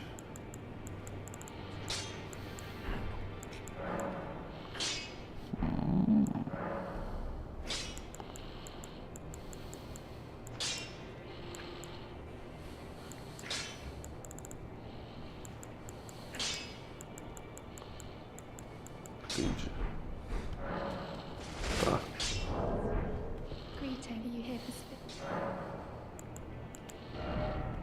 O que nós pode upar? Special Actions. Vamos tentar upar uma aqui. Perfumer Trisha. A Perfumer Trisha é surpreendentemente boa. Enquanto Summon. O rolo também. O rolo é ridículo de bom, mano. Eu tava vendo esses dias, mano, um ranking dos Summons, tá ligado? Só que eu não lembro agora. Summons, Elden Ring, Summons Rank. Perdão pelo lugar, Suraitonin.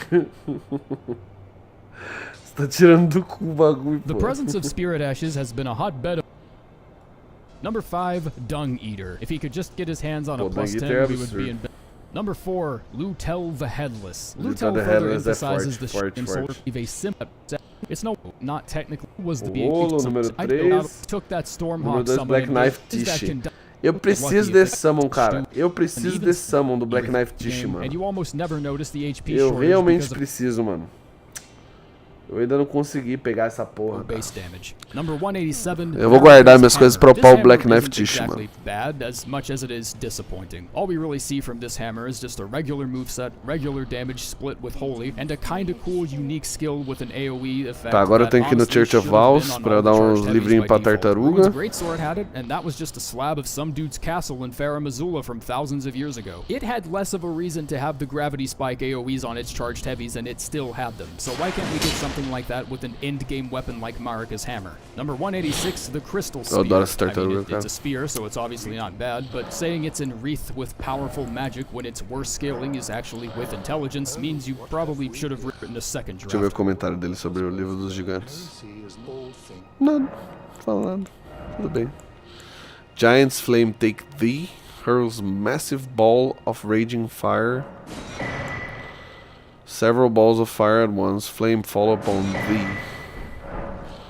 Tá, agora a gente vai ter que pensar sobre qual vai ser a melhor, qual vai ser a pior. Eu acho que a Earth Seal...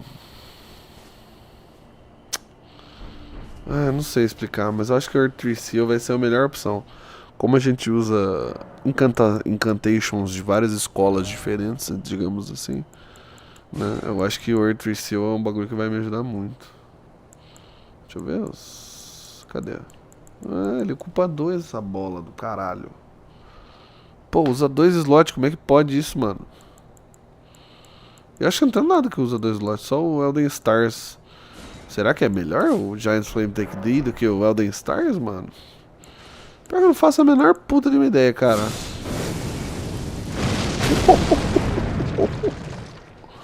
Talvez.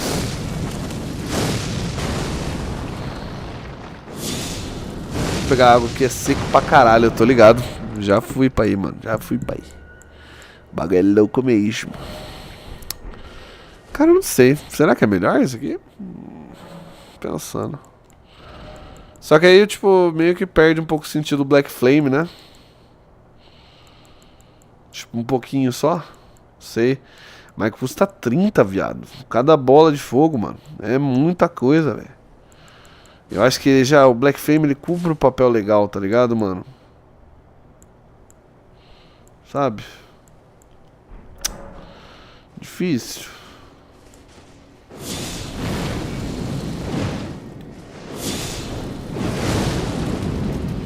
Esse eu não sei se me seria muito útil, mano. Sinceramente falando também. Mas é legal pra caralho, tá ligado? É legal pra caralho. Eu não sei, mano. Não sei, ó. 30 de fé, o Elden Stars precisa de 50 de fé, viado. Acho que eu vou ficar com o Elden Stars. Ele tem seus pontos interessantes, o Elden Stars, tá ligado? Mas, né, ao mesmo tempo também. Mas tem seus pontos.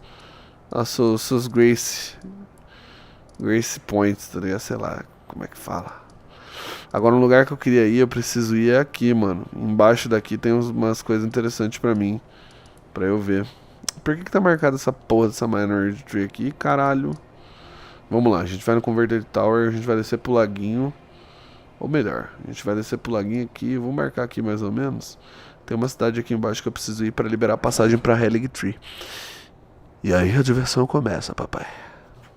Even if the intelligence scaling was good, the base magic damage is only 33, so it's not like you'd be improving anything noticeably game-changing. The int requirement on this weapon is solely for story purposes. It can be upgraded with Somber Stones, so it's less of a hassle to upgrade, but that also means you're stuck with Impaling Fleece. Again, not a bad skill, but leaving an ordinary skill on a unique spear just means you're bottlenecking its flexibility.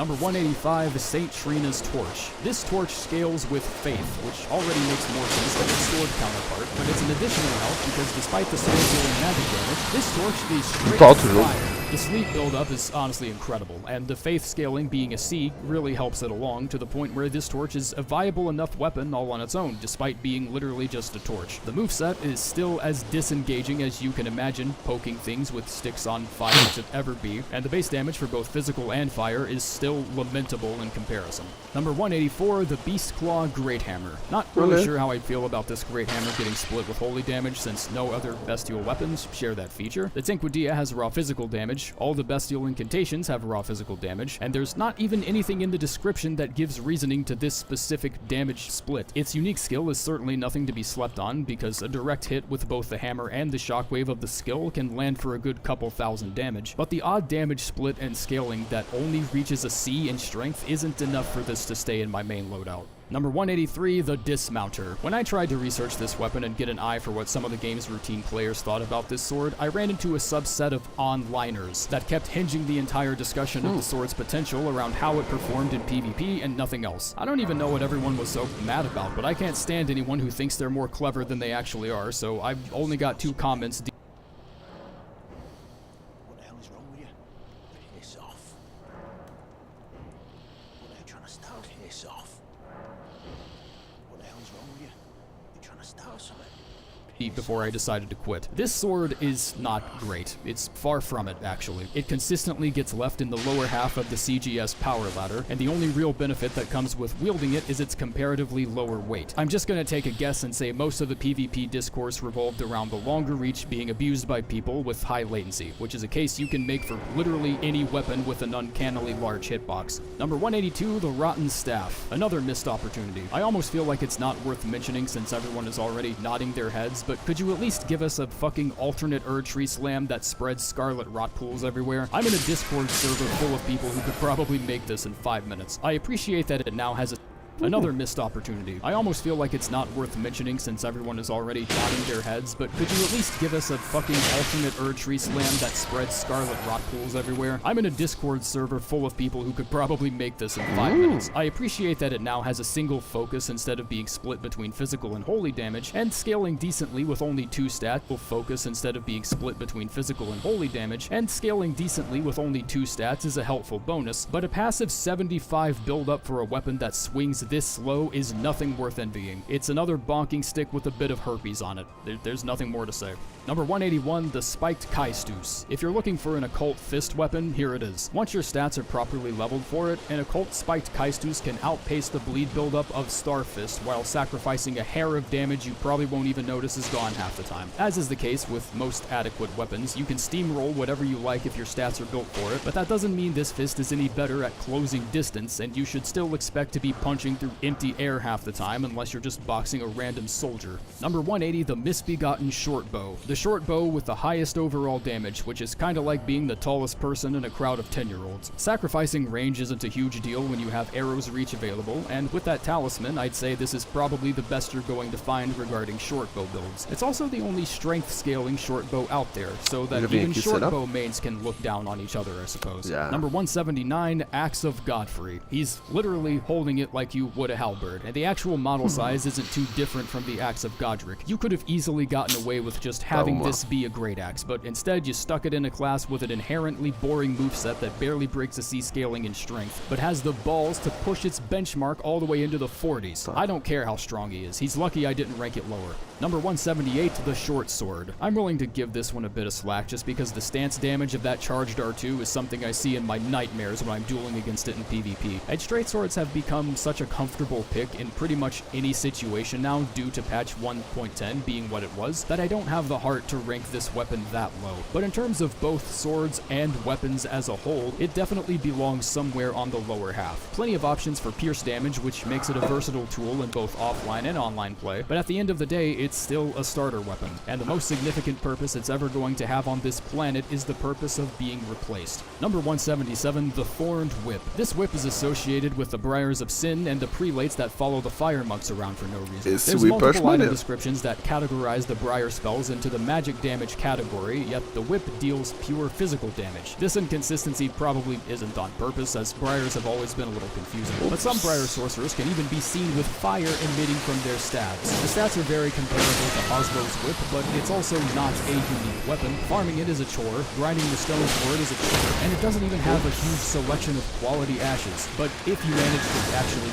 find the damn thing, then yes, I suppose it is a pretty capable whip. Number 176, the Iron Greatsword. The fuck is this, Skyrim? This greatsword is in many ways the superior choice to the Bastard Sword. However, the mundanity that comes with the chore of farming it from one of the rarest enemy types is more than enough for most people to just flat out not consider it and go for something more easily obtainable like the Knight's Greatsword. A low A scaling on its heavy affinity only handing out 30 to 40 more damage than a heavy Bastard Sword isn't a convincing argument, and even less so when it weighs 12 goddamn pounds. Number 175, the Club. Spectacularly simple, low base requirements, and surprisingly fast for a hammer. Either a heavy or a keen infusion give you an A in strength and dex scaling, respectively, despite the lobotomite playstyle it's synonymous with. It offers a refreshingly straightforward approach in a game that's constantly throwing fire katanas and glowing nipple tassels in your direction, expecting you'll get distracted. But to a club wielder, all of these are just embellishments to an already perfectly functioning system. Number 174, Ornamental Straight Swords. This was one of my favorite paired weapons to use at a point in time. I didn't even bother power stancing anything else, but because someone pointed out to me the winged sword talismans don't work with the multi-hit charged heavies during its buffed mode, I've never really looked at it the same. It's extremely light,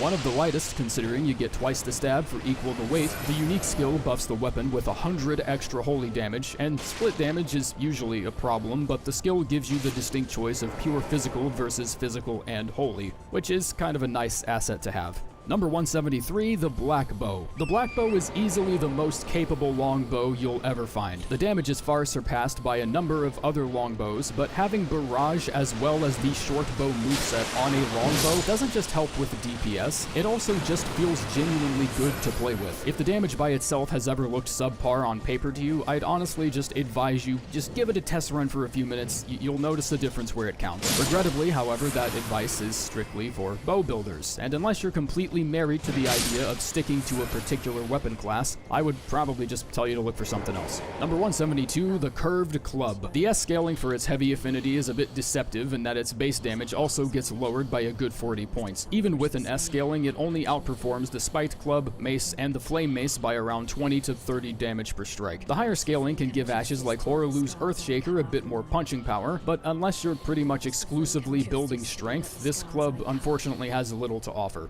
Number 171, Rivers of Blood. The existence of this weapon upsets me tremendously, but probably not for the same reason it does you. It upsets most people because of the general reputation this particular weapon and most bleed weapons have in a PvP environment, in addition to bleed being a frustrating status element in and of itself, and the fact that the spammable unique skill has long been a symbol of player inexperience. But what upsets me about Rivers is the downright oppressive, iron-fisted, scorched earth approach FromSoft took to nerfing this weapon like 10 months ago, and people are still talking about it like it's this looming threat, like it's a problematic co-worker that needs to be addressed or something. You guys know we're on patch 1.10, right? This katana has been wet paper for a long time, and it'll probably never climb its way out of that status again. Number 170, Monk's Flame Mace. It is a farming weapon, but the enemies you loot it from don't exactly put up the most threatening fights. Plenty of fire monks can be found around Liurnia and the mountaintops, and most of them end up being pushovers regardless of where you find them. Flaming Strike works really well for thematic purposes, and the unique R2 is probably the funniest shit that's ever made it all the way to the final release in a Souls game. It's also one of the few Dex hammers you can obtain, and the Bandit starting class has exactly enough strength to two-hand it right out of the gate. Number 169, the Star Scourge Greatswords. I have no problem admitting that this might be one of the coolest greatsword designs FromSoft's artists have ever cranked out in recent years, but choosing the drip build unfortunately comes with quite a large caveat, since they're the shortest colossal swords in the game, and by a noticeable margin. The colossal sword moveset being as sluggish as it is means you're more likely to get better DPS from a pair of meager straight swords, provided you have a poise boost or something. The bonus damage to gravity and Tadinho. No secrets lie with me, not a one. Please leave me be. Wait then. Well, what a relief. Oh, we're finished. The curse mongers Simplas have destroyed everything. No one left really like you. You must keep it up. And if Woo! a chosen the medallion, it's only good for dear Latena. Alas.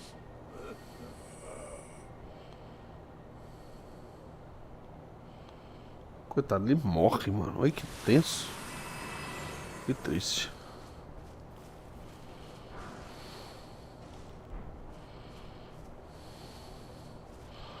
Bom, vamos matar quem matou essa galera aqui, né?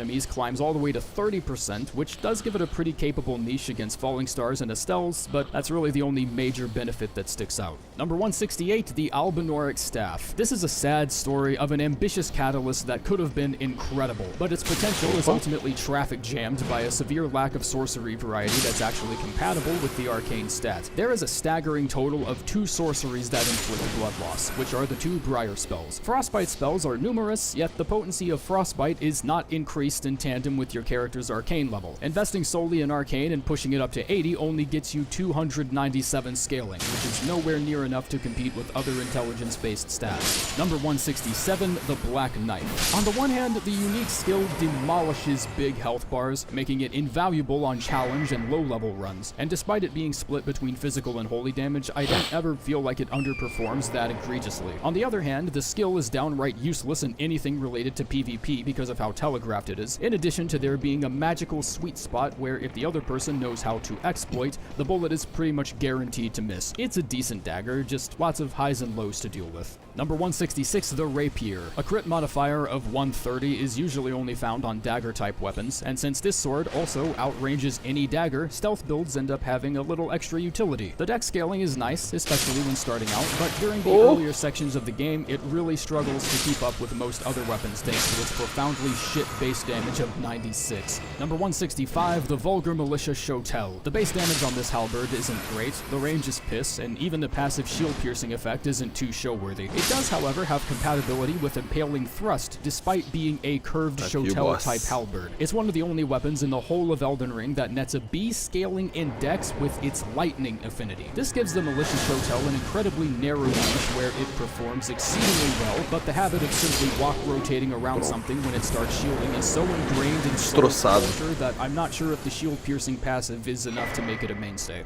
Number 164, the Lord shut up. Fuck you. The epitome of mid. The physical encapsulation of mundanity itself. This sword doesn't give a shit about you, and I'm only sorry to those who give a shit about this sword. And it has a 110 crit modifier, which is nice, I guess. Number 163, the Ripple Crescent Halberd. This halberd suffers from a similar problem that afflicts the Ripple Blade. The arcane scaling only looks useful on paper, and it isn't until you actually use the weapon when you realize the base damage is lost so far down the toilet that it's finding yesterday's breakfast. The scaling only brings it up to par with other weaker halberds, shoehorning it into this weird playstyle where it's only noticeably effective with status greases and buffs like Bloodflame Blade. In PvE, this can end up faring quite well, but the timed buffs in PvP might force you into playing aggressively when you really shouldn't. Number 162, Roger's Rapier. This one's fine, I guess. Few weapons leave behind a more unexciting aftertaste than Roger's Rapier. It has a unique heavy attack that's somehow less unique than the default thrusting sword R2. The 110 crit modifier feels pointless when the regular-ass Rapier comes with 130. It takes the exact middle spot in reach compared to others in its class, and any good qualities this weapon has just comes from the fact that it's a thrusting sword that's good at roll catching sometimes. Number 161, the Astrologer's Staff. It doesn't benefit from any class-specific damage boosts like most other mid-game catalysts, but it impressively manages to keep up with some of the game's top choices and stays either within or close to the top 3 highest scaling staves all the way up to 60 intelligence. It's the People's Staff. It has no specialty, but it also receives no complaints. It shows up to work and gives the day its best 6 out of 10 and then dares you to ask any more from it. The Astrologer's Staff bottoms out pretty hard once you climb past the 60 intelligence mark, as more options like the Regal Scepter and the 2 Grandmaster staves begin to open up. But that doesn't mean we shouldn't appreciate this staff for what it is. And what it is apathetically, inertly, heart-rendingly mediocre. Number 160, the Scythe. I understand why scythes had to be changed. I knew they were too fast in Dark Souls 3, but I just thought if I kept quiet enough for long enough, no one would notice.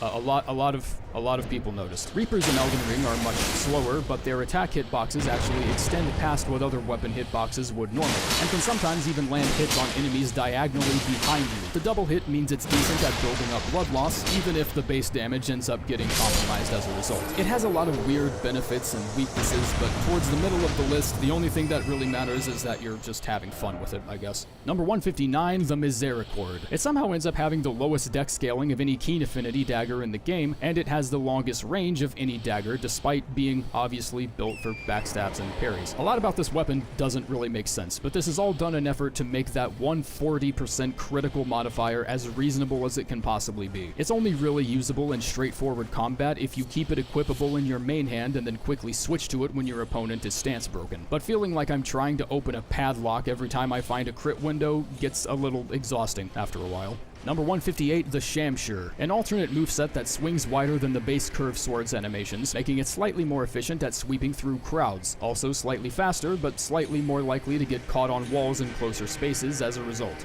Doesn't inflict bleed for a stupid reason, probably. That's about it. Number 157, the Frozen Needle. It's hard to see past its incredibly low base damage of 99, but the forward traveling ice bullets during heavy attacks help out with the deficiency in range. Thrusting swords are largely coveted because piercing is one of the more useful subsets of physical damage, but on some weapons the starting numbers on it are just so bad that it's almost not worth using until you upgrade it a few times first. The frost buildup is surprisingly high. 60 buildup on a thrusting sword is kinda nuts, especially when power stancing it with a cold rapier. Number 156, the Iron Ball. Whether it's medieval dragon slayers or YouTubers, boxing is one of those sports that just never stops trending. The punches pack some force, and the A scaling on its heavy affinity certainly does it a few favors, even if fists inherently lack range and a useful variety of weapon ashes. But some ashes, like Braggart's Roar, lend themselves very nicely to fist weapons because of their altered heavy attacks. Number 155, the Giant Crusher. This, I don't know what happened here. The Giant Crusher is one of the highest, if not the single highest physical AR strength-centered colossal weapon available, but that doesn't stop colossal weapon movesets from being what they are, held together with thoughts and prayers. The spacing on the charged heavy is a nice utility if someone is 1, an exact distance in front of you, and 2, conveniently charging at you in a straight line, but one small misjudgment leaves you sailing awkwardly past someone and inviting them into your currently open asshole. Number 154, the Carian Glintstone Staff. The boost it gives to Carian sword sorcery technically only encompasses melee spells and not their glint blade counterparts. 15% extra damage across all sword sorceries doesn't represent its niche as well as saying it gives a 15% boost to the Carian Slicer. Sword sorceries aren't exactly plentiful, as there are only 4 of them in the game in total, and even though the 15% boost gives those sorceries much more mileage towards the endgame, you're still better off maining a staff with better overall scaling. Just another staff eternally hard stuck in the left-hand position. Number 153, the Ruins Greatsword. There are a few setbacks that really hold back the potential of this sword. Firstly, I don't care how sharp the edge of the rock is. You're slapping people with the side of a fucking mountain, it should be a strike weapon. Get this standard crap out of my sight. 50 strength makes sense, but it's also a pretty hefty ask for someone venturing straight out of Caelid, lending further credence to the question of why this wasn't found in Farum Azula instead. The S-scaling in strength makes it an incredibly powerful bonking weapon, but I don't know, we already have plenty of those, I guess. There aren't that many ways to dig into damage out of the weapon's unique skill since it's tied to the weapon level, which is convenient, but that also means leveling intelligence isn't a good means of improving its damage. Number 152, the Omen Cleaver. It's never outstanding enough to warrant any special recognition on its own, but the secret to this curved greatsword is how flexible it is with multiple affinities. The heavies took me a little time to get used to, but if you're willing to sacrifice the range and you have decent poise, you can take most punishment from smaller enemies right on the chin without any fear of being flinched. CGS weapons across the board were very favored in patch 1.09, which really did this sword a lot of favors. It does its job in any context, and it doles out sufficient damage against any threat, but it's sorely lacking a particular specialty that could make this weapon truly spectacular. But then again, niche isn't always bad. Number 151, the Dragon Scale Blade. Katanas, as a blanket statement, are pretty fucking stupid. The Uji Katana model is already absurdly long compared to its real-world historical counterpart, but the reach even further further eclipses other light weapons with Hand of Melania and Nagakiba, leaving Dragon Scale Blade in a really awkward spot. All of its elemental damage and status comes with Elas its são unique skill, fracas which contra certainly fogo, essas isn't a mãos. problem, especially since the skill has seen lots of speed buffs over time, but the presence of Frostbite status also means it's one of 2 katanas that are left completely without blood loss buildup. It's still amazing when it works. Ice Lightning Sword provides 160 base lightning damage compared to the Lightning Slash's 85, and no innate elemental damage means you don't have to worry about getting bottlenecked thanks to split performance. But no innate bleed and extremely short reach leave it in a spot where it's almost never preferred over a cold or lightning-infused Uji Katana. Number 150, Giza's Wheel. Surprisingly low stat requirements for a colossal weapon. It's honestly a wonderful quality-based weapon with high Cs in both physical stats if fully upgraded, but it's also a much-needed reminder that the pizza cutter meta has never existed and probably never will. The unique skill really isn't that great. Its status is pushed all the way down to 30%. Ok, essa especialmente não é fraca contra fogo. Second than just R1ing fuckers into the floor like normal. And the only reason that gets overlooked is because some turbo virgins think the idea of playing the game like it's a lawn mowing simulator is funny. I never said I wasn't one of them, I just said that it was a problem. Number 149, the Karian Glint Blade Staff. The Glint Blade Staff provides a boost to Glint Blade spells, obviously. And although each subclass only has 4 main spells, I think this boost is overall the better utility. The Glint Blade version barely edges past the Karian Glintstone Staff by around 6 to 7 scaling with mid-game intelligence. 15% improved damage on Karian Phalanx is exactly as fuck nuts as it sounds, and the damage boost actually carries over to Karian Retaliation and even Magic Ganhamos, família, ganhamos! The latter having no ties to what's considered ela rodou no fogo, sim. No final das contas. I really feel like there was an attempt to give this curved sword a very distinguished and regal look, but instead of looking like it was forged with magma, it has an extremely dulled edge that just makes it look like it could be hung up in the toy aisle next to a bunch of lightsabers. Ufa. Do not level decks with this sword. Just don't fall for it. Additionally, the 1% drop rate from an enemy that could legally be considered an endangered species doesn't exactly make me thrilled to play this on console, but once you finally get it, you then understand that 1% drop rate isn't there to just manufacture a sort of artificial desire for the weapon. No, this bitch is the real deal. Adding bursts of lava to Spinning Slash makes it even stronger, and at only 12 FP to boot. I just wish the game didn't make me poach a subtype of lizard into extinction just to get it. Number 147, the Gargoyle's Twin Blade. This Twin Blade isn't much, but it is honest. Whatever positives I can argue with this weapon seem pointless because no matter how I try to explain it, a much simpler and condensed explanation would just be to point at the black blades and say, at least it's not that. You don't have to deal with the split damage constantly falling short, the ash can be replaced, and the gargoyle you grab it from is a much friendlier fight than its steroid-abusing cousin-in-law hanging out by the lift and roll. Anything nice I can say about this weapon is the absence of something shitty, but the good news is we're not seeing the next twin blade on this list for a long while. Number 146, the Stone Club. I found a lot of people calling this the single greatest weapon for brainlit attack spam, and I'm not sure how that can be true with the existence of the aptly named R1 cleaver, but I'm sure those comments mean very well. The Stone Club is a subtype of hammer that uses unique animations with the CAE 180 in the game files, and if we look at the animations themselves, the standard hammer moveset is actually slightly faster than the Stone Club. The reach isn't all too impressive, and the mostly vertical moveset makes dealing with multiple enemies a bit painful. But if you're interested in seeing what it's like to use a regular construction hammer in real life, then I guess this is the most accurate simulation the game can give you. Number 145, the Hand Axe. The Hand Axe has a unique string of attack animations that are noticeably speedier than its fucking Okina, mano. Ninguém aguenta mais você, fi.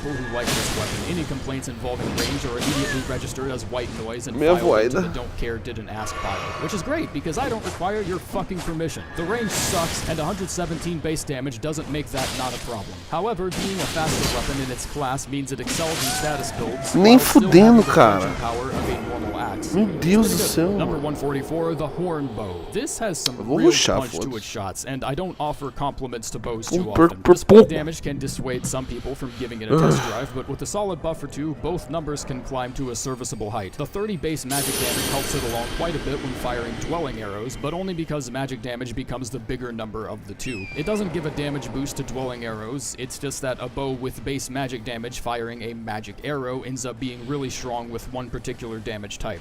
Number 143, the Longsword. Comparable to the Lord Sword Straight Sword in just about every way. Exact same moveset, very similar range, but the Longsword has a C scaling in strength, making it slightly more tuned for fire and heavy ashes like Crag Blade and Flaming Strike. Two of the best ashes you probably could ask for on a straight sword. This is the middle of the list, so most of these are bound to get lost in the chaos of just about every single weapon being at least decent after 1.10. Number 142, Sword of Saint. This sword has a bit of a lore drop that refers to Miquella's androgynous appearance, where some saw intelligence, others saw faith. The two genders, obviously. Why does the sword have magic damage and int scaling while the torch has fire damage and faith scaling? It's not like they were afraid to throw magic damage on a torch or anything. We have Ghost Flame, and the Miquella Knight sword in his relation to the color gold insinuates a strong command over the holy element. So unless the DLC introduces Miquella as the fucking avatar, I can't think of a single instance where any of this is contextualized. Number 141, Axe of Godric. The unique skill is Piss. It's a week-old piss-filled balloon duct-taped to the ceiling above your work desk. The point-blank damage is decent if landed, but having the hyper armor of a couch pillow means it demands an unnecessarily high amount of foresight to actually connect with it. Faz a However, máscara the dele, eu não lembro. scaling Se combined faz with its alguma moderately coisa, high base stats means quality builds can really start churning out some power in the late game. If you're focusing specifically on strength and dex, it consistently has the highest physical AR of any great axe minus affinities. It's just that no one ever sticks with it for long enough to see the stats actually pay off. Number 140, the Watchdog's Greatsword. I thought this slab of sedimentary disappointment sucked for months and no one bothered to tell me I was wrong. Well, not exactly wrong, it's mostly mediocre, but the heavy affinity has an S scaling in strength and still retains an A scaling in strength on status affinities. I wouldn't call it underrated or anything, you'd probably give as much of a shit about this weapon as you should, but the colossal movesets are slow and stupid and they'd suck butt, so it's a bit of a thrill seeing a weapon in that subclass with such great competencies. Number 139, the Great Axe. Extremely low called an S scaling in strength.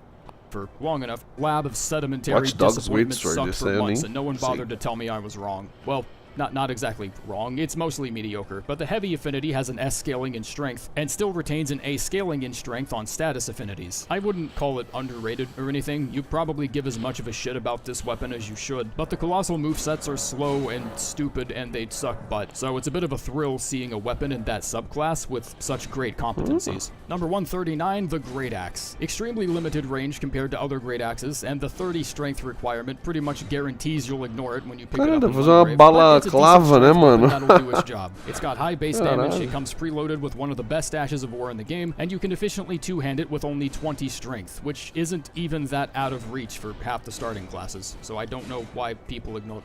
Because I tell people to ignore it in my videos, Rusty, you stupid fuck. Maybe stop doing that. Number 138, the Knight's Greatsword. It's like a sword, but greater. Wonder what they call those. B's on quality affinity. Pretty nice. I don't know, man. They're just giant swords. Wave it around enough and people leave you alone. What, you need a tutorial or something? Number 136, the Chain Link Flail. When the 1% of the game's player base talks about how underrated flails are, they're either talking about Bastard Stars or this one. Pay attention to these two flails and nothing else. One of the greatest drawbacks of the flail class is its range, which is enough to make weapons like the Knight Rider flail and the regular flail tap dance around the border of unusable, but the Chain Link Flail is a wonderful exception to that rule, and you can go multiple playthroughs without ever having known it existed, because it has a 4% drop rate from Mad Pumpkins, and who wants to spend their Saturday hanging out with these water tower looking shitheads? Number 135, the Erd Steel Dagger. This has the lowest total damage of any dagger in the game on more than a few different affinities, including heavy, fire, and poison and blood affinity. It performs like week-old stuffed crust pizza when infused with half the game's affinities, and not even Keen or Sacred seems to save it completely. And that's when I discovered the Flame Arc affinity. All that faith scaling that torques this weapon's AR to marvelous proportions without the unrewarding chore of using holy damage. This is the single affinity to place on this weapon. Nothing else even matters. The difference in AR is actually pretty hilarious if you throw it into a build calculator. Number 134, the Pulley Crossbow. Everyone in PvP thinks they're hot shit until someone whips out the good old battle rifle from Halo 3. The Pulley Crossbow is hands down my favorite crossbow in the game, and I've really tried to come up with a positive case for it that doesn't just pare down to brain happy when shoot 3 things. Admittedly, I do like offhanding this in PvP because it's a great way to inflict status on someone who just committed to an attack. Problem with that is most strategies like this will only work once, and then they spend the rest of the fight expecting it. I just wish pumping someone full of perfumer bolts did half the damage it always seems to do to me. Number 133, the Clinging Bone. The Lifesteal Fist gets 0 spotlight just because it's registered as a critical attack, which can only be used on humanoid enemies and only reliably connects if you're standing on a surface with a slope lower than the curvature of the fucking earth. But you can use a random soldier for a quick top off if you're trying to save your flask because you're walking back from a boss handing you your ass and kicking it through the top of your head. It also has a significant reach advantage compared to others in its class, which is usually sorely missed on fist weapons. Number 132, the Troll's Golden Sword. I could lie and tell you this weapon is as irredeemable as it gets. I could tell you it kicks babies and swallows glass and people would still use it for a Sullivan cosplay. Way too little wide, but otherwise it's a near perfect resemblance. Pretty low stat requirements for a Colossal Sword, and it has some of the highest base damage on infusions you'll ever find in the game. If you're looking for reasons to choose it over the Great Sword, Só porque eu falei timing cômico, olha que merda, cara. But hey, not everything needs to be a Deus fucking odeia algebra mesmo, né, equation. a It's still a gente. perfectly competent sword, so main it without shame and tell the community's number crunchers to solve for this shit. Number 131, the Pelo amor Golden de Order Deus, Seal. cara. It Pelo amor doesn't de suffer from Deus. the same setbacks as O the que Prince's aconteceu, Death Staff, mano? despite the Eu similar nunca vi esse scaling ataque na minha stat vida, requirements. But velho. it being split perfectly down the middle between two magic stats really just results in the exact same conundrum. The subclass of magic that it boosts is actually really strong in capable hands, and I guess distributing yourself between two stats isn't as painful because a lot of great incantations also have intelligence benchmarks, and I think we've just decided as a whole that incantations are just better and more flexible anyways. Number 130, the Parrying Dagger. A keen parrying dagger has one of the highest dex scalings of any weapon in the game, but the extremely low base damage ultimately prevents it from being too outstanding. On the plus side, the parry itself is actually very good. It has 9 active frames, which isn't exactly enough to match the efficiency of small shields, but still more than what you'll find on any other weapon. This gives it really good synergy with the Misericord, but since most daggers have critical modifiers that exceed 100, you can just as comfortably power stance it with other daggers too. It's competent enough with some style points to boot. Number 129, the Large Club. When people go for bonking builds, this is among the first weapons they usually seriously consider. Weighing in at only 8.5 Miyazakis, the Large Club is one of the lightest great hammers available, and with very decent strength scaling right out of the gate. I only wish that carried over to its affinities, because with scaling this good, you'd expect it to top out at like an S or something with heavy affinity, which is a tad disappointing. Its base damage is still amazing, while even being able to contend with end-game options, and concussing people with an oversized bowling pin goes great dormir, with vai. cosplay of the Chega, caveman né? from those weird Geico commercials. Vamos dormir. Number 128, the Inseparable Sword. Holy Great Swords I'm generally not a fan of, but the Inseparable Sword is structured in a way that makes a lot of it tolerable. Its strongest stat scaling is with Faith, and being anchored in a single stat Boa makes noite, it much more querido. convenient Bom to build. rolê aí, It's got boa the fancy viagem R1s, amanhã it também, comes with a convenient damage tá? bonus against Curte bem undead aí sua enemies like estadia, Deathbirds. enquanto ainda tá rolando. E é isso, meu querido. Um beijão, viu? Até amanhã. Amanhã tem mais. Falou, fiote. Falou todo mundo aí, queridos. Todo mundo que viu, todo mundo que não viu. Falou. Beijo.